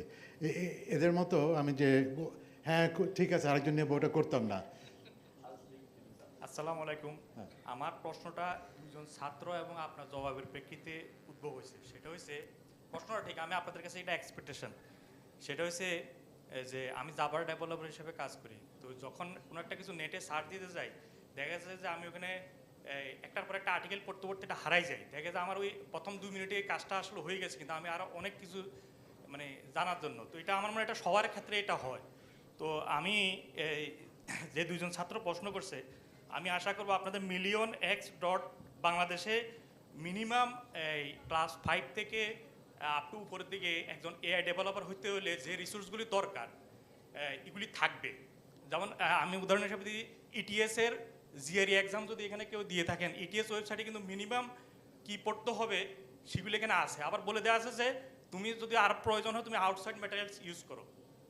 তো আমি আপনাদের যে কোনো একটা প্ল্যাটফর্ম হয়তো এটা millionx.bangladesh হইতে পারে বা অন্য যে কোনো ইয়েতে হইতে পারে, যাতে আর এরকম আর কোনো স্টুডেন্টের আর ইয়ে না থাকে। থ্যাংক ইউ, এটা খুব ভালো অ্যাডভাইস। এটাও একটা গুড প্রশ্ন, কারণ এটা এখন আমার ফাইনাল থটসে নিতে পারি যে আমরা নেক্সট কী করব। তো বয়স হয়ে গেছে এখন, কিছু পড়তে গেলে আমার চশমা লাগে, আর জানি আমি এআইয়ের মতো হ্যালুসিনেট না করি, আমি নোট লিখেছি, এখন নোট থেকে ফাইনালাইজ সারমারাইজটা করব কোথায় যাচ্ছি। সো আমরা তো 2 দিন ধরে কনভারসেশন করলাম, আমরা দেখলাম এখন আমাদেরকে উদ্দেশ্যটা কি। We have to take from conversation to commitment. আমরা MillionX কী করবো, আমাদের কমিটমেন্টটা কি। না, আমাদের যেটা দরকার, we are committing as MillionX to clear time bound path. আমি ইন্ডাস্ট্রিতে 20-30 ইয়ার্সে কাজ করছি, প্রোডাক্ট তৈরি করছি, আমাদের প্রোডাক্টের মাইলস্টোন আছে, KPI আছে, আমাদেরকে নিজেদেরকে we are giving ourselves some targeted milestones, some KPI না দিলে আমরা এই থিওরিটিক্যাল এখানে আড্ডাতেই থাকবো। আমরা will have a 30-day plan, 60-day plan, 90-day plan, 1-year plan, সেই কমিটমেন্টটা আমরা করব। কিন্তু আজকেই এই যে সেশনটা ডিস্টিল করে, ইনজেস্ট করে, ইমবাইব করে এখন করাটা it's not going to be ideal. So high level আমি কিছু কমিটমেন্ট MillionX থেকে আমি সবার কাছে করতে চাচ্ছি। একটা হচ্ছে যে we are talking about the AI action charter. So within 30 days আমরা উইল গেট টুগেদার, যেখানে বলে পোস্টমর্টম করবো, ডায়াগনোসিস করে we will publish the first draft of the AI action charter. So সেখানে হবে যে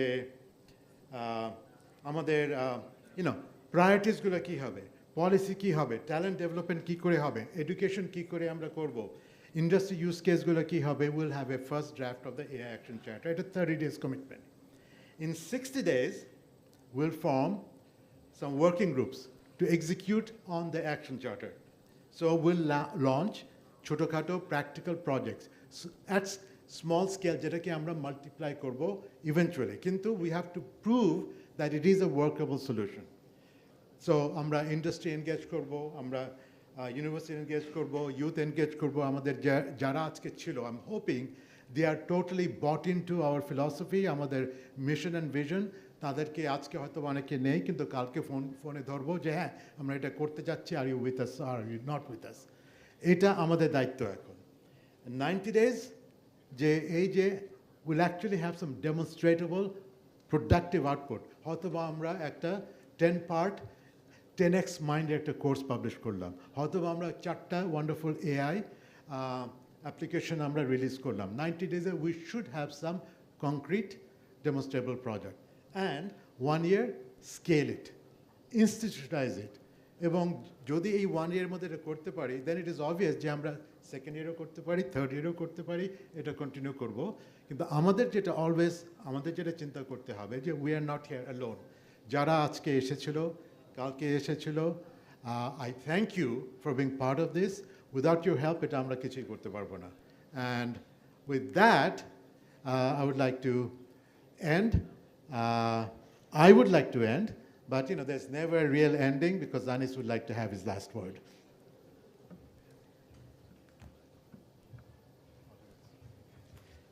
Thank you, Zunaid. Thank you very much. Earlier in the day when we started, I mean, Islam by 5 o'clock we'll get you out. So we'll get you out by 5 o'clock. I know Zunaid was worried about 4:30, but my commitment was 5 o'clock, so we're good. A couple of things I want to finish up with. One is you heard Professor Khandakar Mamun, who was here before. Uni bolechen je J20 teams build-a-thon থেকে ওই selection হয়েছিল, ওই 20 টিমসকে উনি invite করেছে 27th of January-তে ওনার university innovation centre visit করার জন্য। সো আমি টিপুকে বলবো to coordinate these 20 teams so that 27th of January they can come. They're welcome to visit. I think between 11 and 3 p.m. roughly we'll finalize the time. But যারা team member আসতে চাবে, যেখান থেকে আসবে, তারা এখানে এসে ওনার innovation center visit করতে পারবে. There will be lunch provided for them. So that's the number one thing. Second, again, I'll like to thank my team members, the moderators, the MillionX partners. Obviously here we have Zafar Sobhan, Munir and Zunaid. And we had Manjur and and Zaman, Opu before. Tremendous group of people, and the people who are behind the scene, who are not here today, but here in spirit as well as watching live. Dr. Yunus Shah from Pittsburgh, there was Bashima, there was Jassin, Tamzid, and others, Arafat and others who were not present here because they're far away, but they were either through video edits, recording, or as well in watching us throughout the day. Thank them as well for being part of it. I want to thank you all for coming to make it a tremendously successful event.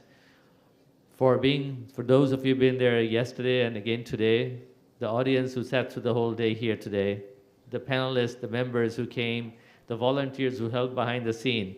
Thank you all. Without your help, we couldn't make it successful. Again, as Junaid mentioned, we have an action charter plan. We have some deliverables. Amader goal hoche, this is not just talk. We don't want to have another seminar, another talk with nothing to show afterwards. We are here with a purpose. We are here with a mission, and we intend to see this mission through. So আমাদের এই জন্য আমরা নিজেদেরকে accountable করে এই commitment-গুলো Junaid দিয়েছে on behalf of MillionX. We intend to keep you updated as you watch. Go to millionxbangladesh.org. Go to our website, and hopefully you'll see the updates from time to time. With that, if there's no other further questions, comment, I would like to bring the session to a conclusion. Again, we have done it. We have kept our time, and going forward, please know, when we say 10 o'clock start, we mean 10 o'clock start. When we say 5 o'clock finish, we mean 5 o'clock finish. That'll be the reputation of MillionX, keeping our time, and thank you very much. With that, let's go a round of applause, and we'll finish it off today.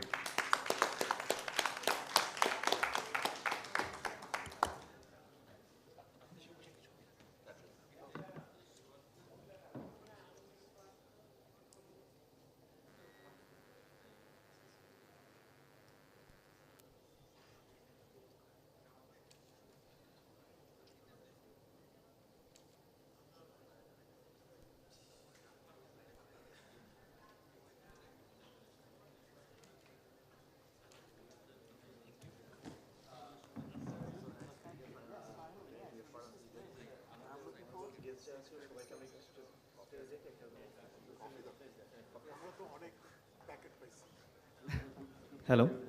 I'm requesting to our all of our honorable guests to come to stage to take a group picture, please.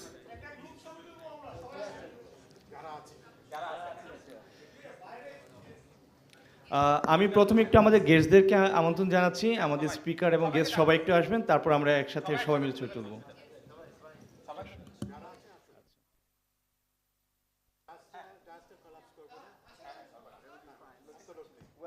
Yes, everybody is welcome. Please join us.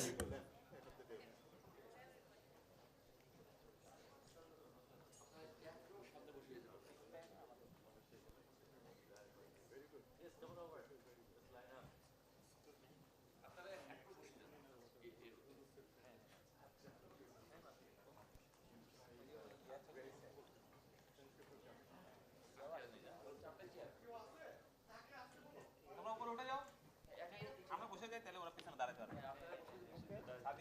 আচ্ছা, দাঁড়াতে পারবে।